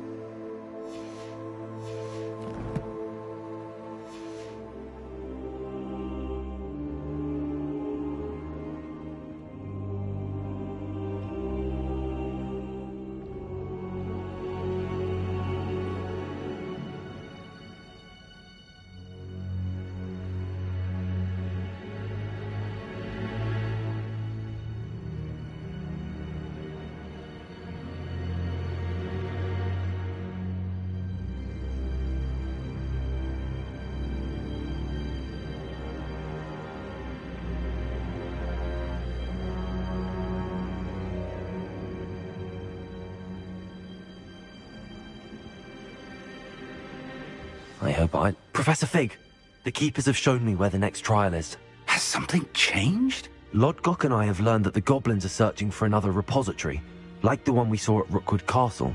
And I discovered that they're building massive drills to help in their search. Professor Fitzgerald seemed very concerned. I see. Ranrock clearly knows even more than we suspected. And sir, there's something else. Lodgok knew Miriam. He knew Miriam? They encountered each other at Rookwood Castle. She was doing research. That's where she found the container with the portkey. He liked her so much that he let her leave with it, despite orders from Ranrock. I don't know what to say. She could win over almost anyone. I want to hear more of this. And, in fact, I'd like to speak with Lodgok directly. But we've no time now. Where is the next trial? Believe it or not, it's in the headmaster's office. Incredible. Very well, you'll need the password to get past the stone gargoyle. The headmaster's house elf will know it. I don't know the headmaster's house elf. Will he even speak to me? I imagine he's loyal to the headmaster. He is. So you'll need a disguise. I have just the thing. A polyjuice potion. You'll look and sound like Professor Black. Wait, doesn't polyjuice potion require a bit of the person you want to change into? And take ages to brew? It does. So how do you already have polyjuice potion to change into Professor Black? One never knows when such a thing may come in handy. Let's just say I felt the need to be prepared for anything after my fruitless trip to the ministry on his behalf. Now, time is of the essence. Drink up and I shall explain more.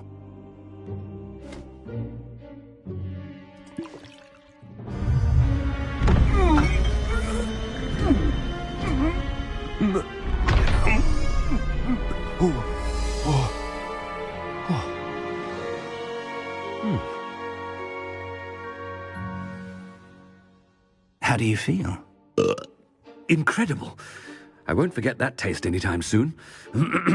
How do I sound? Convincing. I've taken the liberty of transfiguring your robes. As we discussed, you'll need the password from Scrope, who could be anywhere in the castle. You might look for Professor Kagawa. She's taken to badgering the poor elf about Quidditch in the hopes that he can convince Black to change his mind. Thus far, unsuccessfully. I see.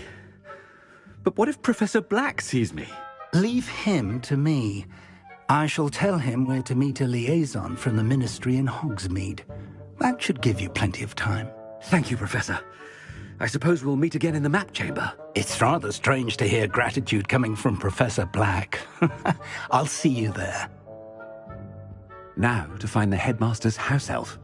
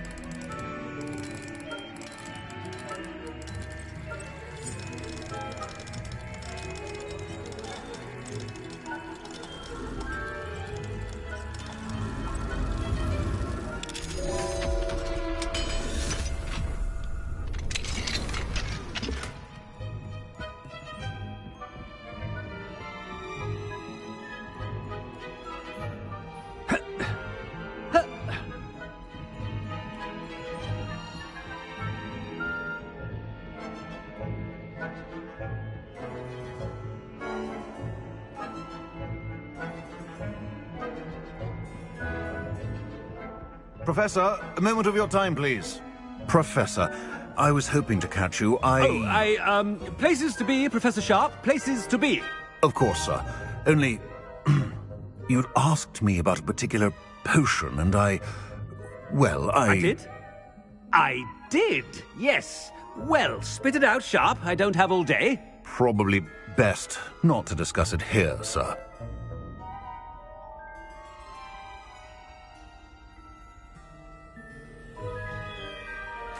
I assure you, Sharp, you may speak freely. Very well. I've brewed the cure for boils you wanted. I can drop it by your office when it's convenient. Of course, yes. No need for all the cloak and dagger. Simply have a student deliver it. A student? Very well, sir, if you insist. I do. And thank you, Sharp. I just hope you've brewed enough for all my boils. Now, to determine which student gets this rather unenviable task. I wonder almost daily why I accepted this appointment from the Ministry.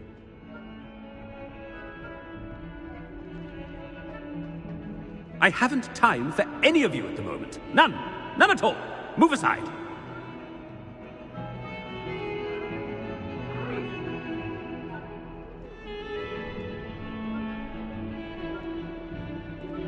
I thought I heard the headmaster approaching.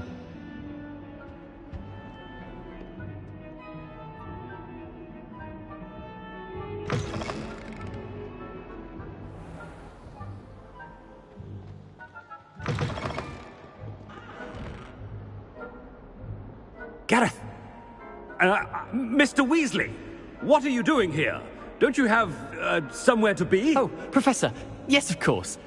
All sorts of places I'd rather be right now. Do you need something from me? I'm looking for my house elf. Surely you've seen him? Ah, the little one-eared fellow. I saw him heading to the Great Hall moments ago. Muttering on about your, Sterling graces, sir. I am watching you, Mr. Weasley. Mr. Redding, who owns Honeydukes, tells me some of his billywig stings recently went missing. Prime potion ingredient. And I know you fancy yourself a skilled potioneer. What? But, sir, I haven't been anywhere near Honeydukes. Bah! That's enough from you. Just know that I have eyes and ears everywhere. On your way, Mr. Weasley.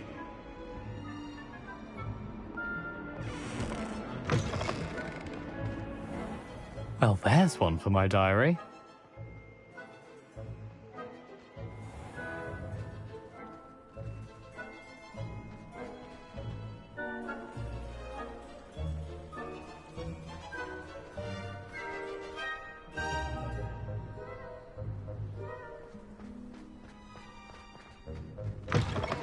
Stand proud, purebloods. The future is yours. Professor Black, how are you, sir? Mr. Gaunt, where do you think you're going?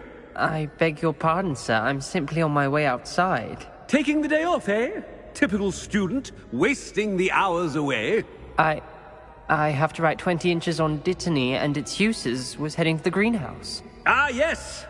Mixed with bubo tuber pus makes a fine mustache paste. Yes, mustache paste. I find. Are you feeling all right, sir? You don't seem yourself. I assure you I am quite healthy, Gaunt.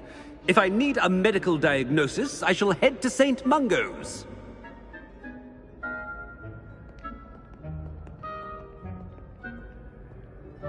Something is very wrong with Professor Black.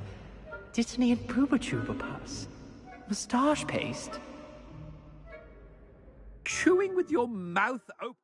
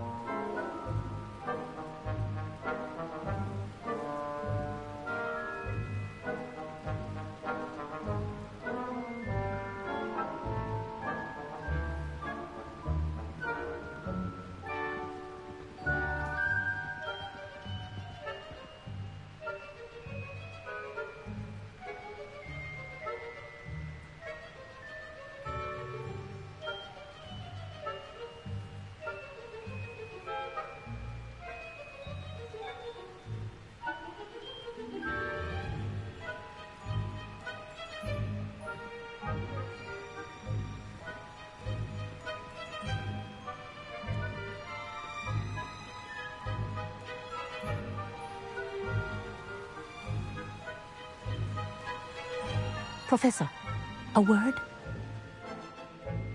Professor Black, again, it is not too late to reconsider your decision regarding Quidditch. We could still have trials and a somewhat shortened season. It would be better than none at all. But the injury, Madam Kogawa. Professor, more than one student has taken a bludger to the head on our pitch. I dare say it knocked some sense into them. And they're fine now. The fact that it happened to be a pureblood, well, that's no reason to... What nonsense! That you would trivialize the health of a student over a silly game. A silly game?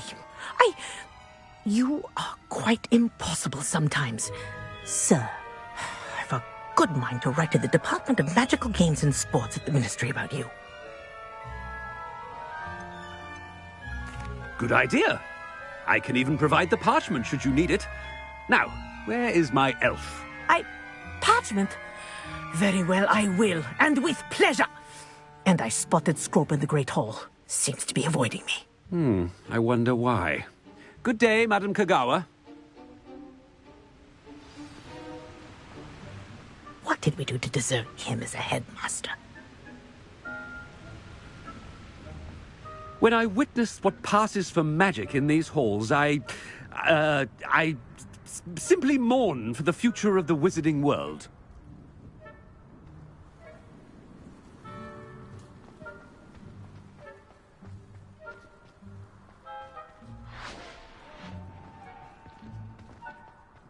My interest in herbology.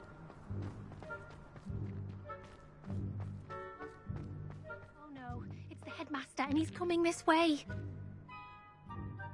Miss Broom, a word. Oh, Professor, this is an interesting surprise.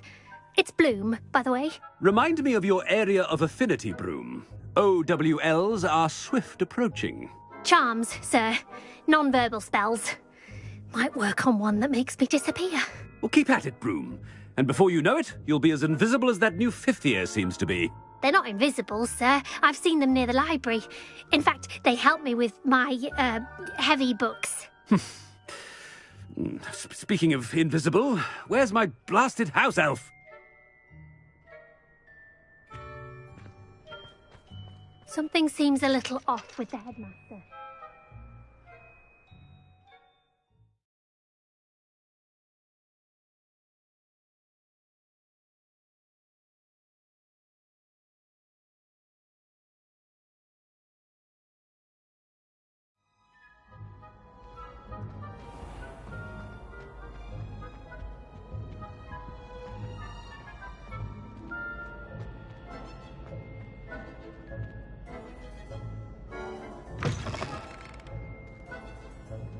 Greetings! I mean, out of my way, children!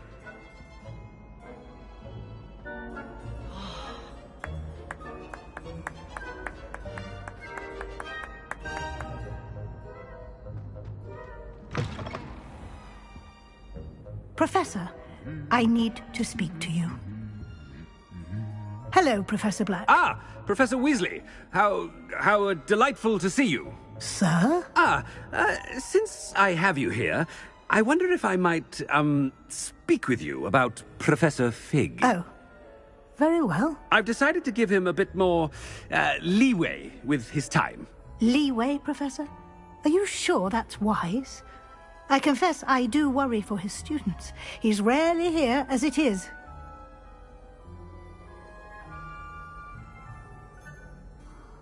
Ah, well, yes.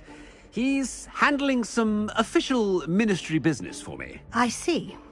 But, sir, if I may, I am wary of how much time the new fifth year seems to be spending away from the castle, supposedly on Professor Fig's behalf. I've heard unsettling rumors of their escapades. Everything from sneaking into the Forbidden Forest to confronting Ranrock's loyalists and Rookwood's lot. What? Goodness. You cannot believe everything you hear, Professor. No, you cannot. I mean, I shall keep an eye on Fig. You simply keep doing the wonderful job that you're doing. Simply wonderful. Thank you. But I'm happy to look into... Good. That'll be all, Weasley. I mean, Professor Weasley. Good day.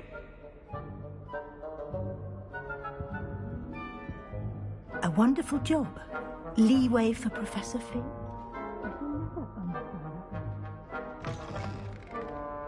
That ought to give Professor Fig some breathing room. Wait until Master sees what a wonderful job Snape is doing.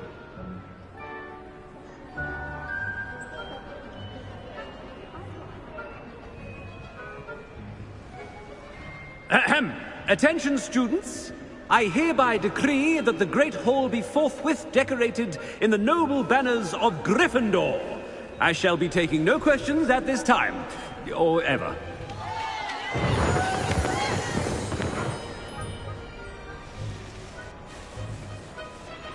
Scrope! Oh, greetings, Master. Remind me of the password to my office. Oh, but Master made Scrope swear never to tell anyone, even Master himself. How dare you question me? I've a mind to give you a matching set of ears. Yes, sir. Of course, sir. Scrope begs forgiveness. It is the Black family motto, Master. Right. Of course. Master does remember it.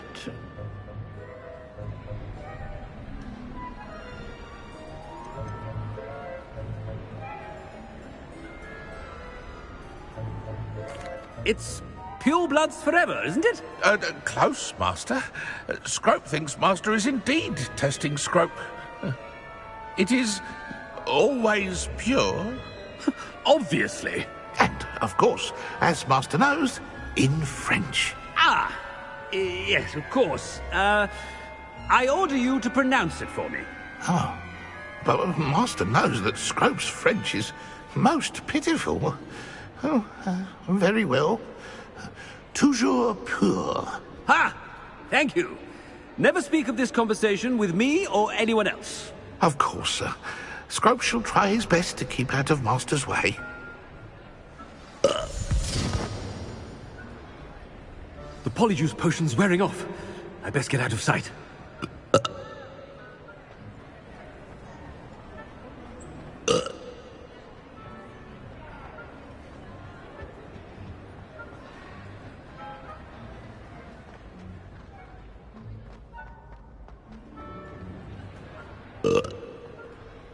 Made it just in time. It's wearing off.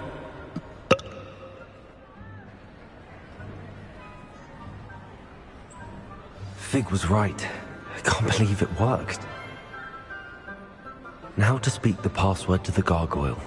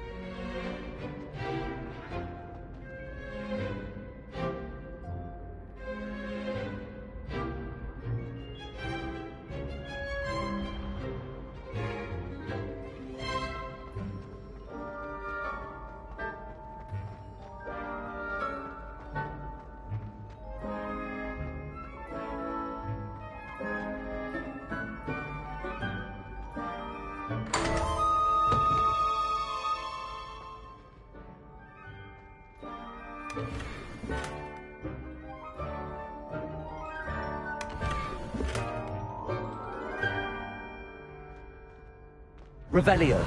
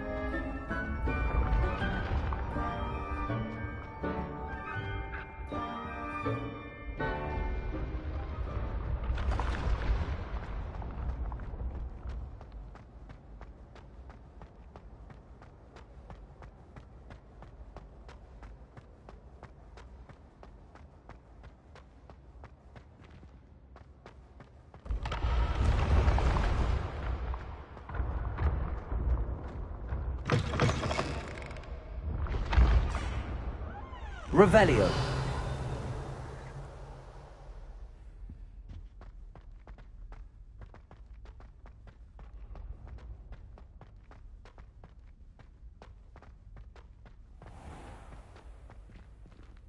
I'd better keep an eye on high places around the school for Zenobia's gobstones.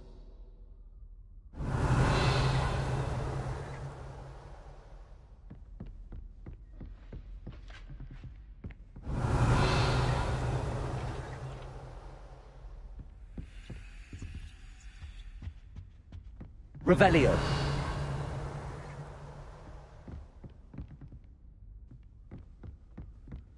I like sitting around the fire in the common room, I feel like.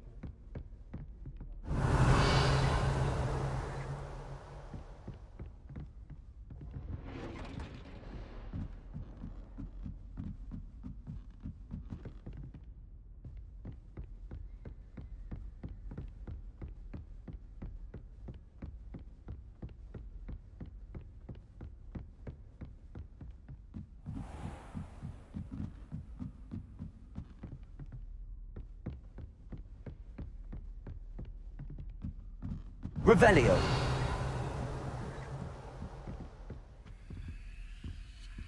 Aloha Mora.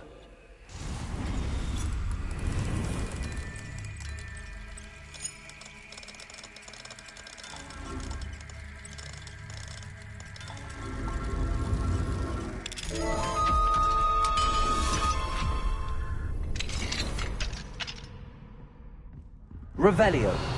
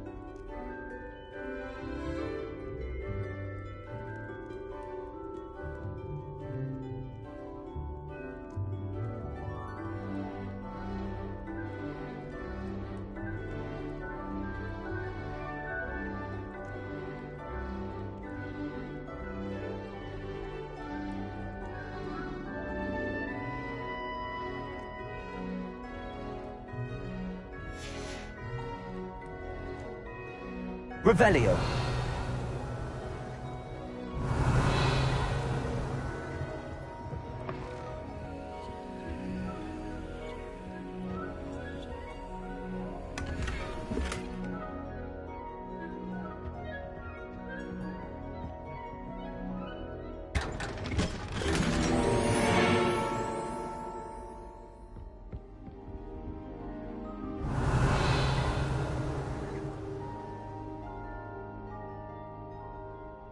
Revelio.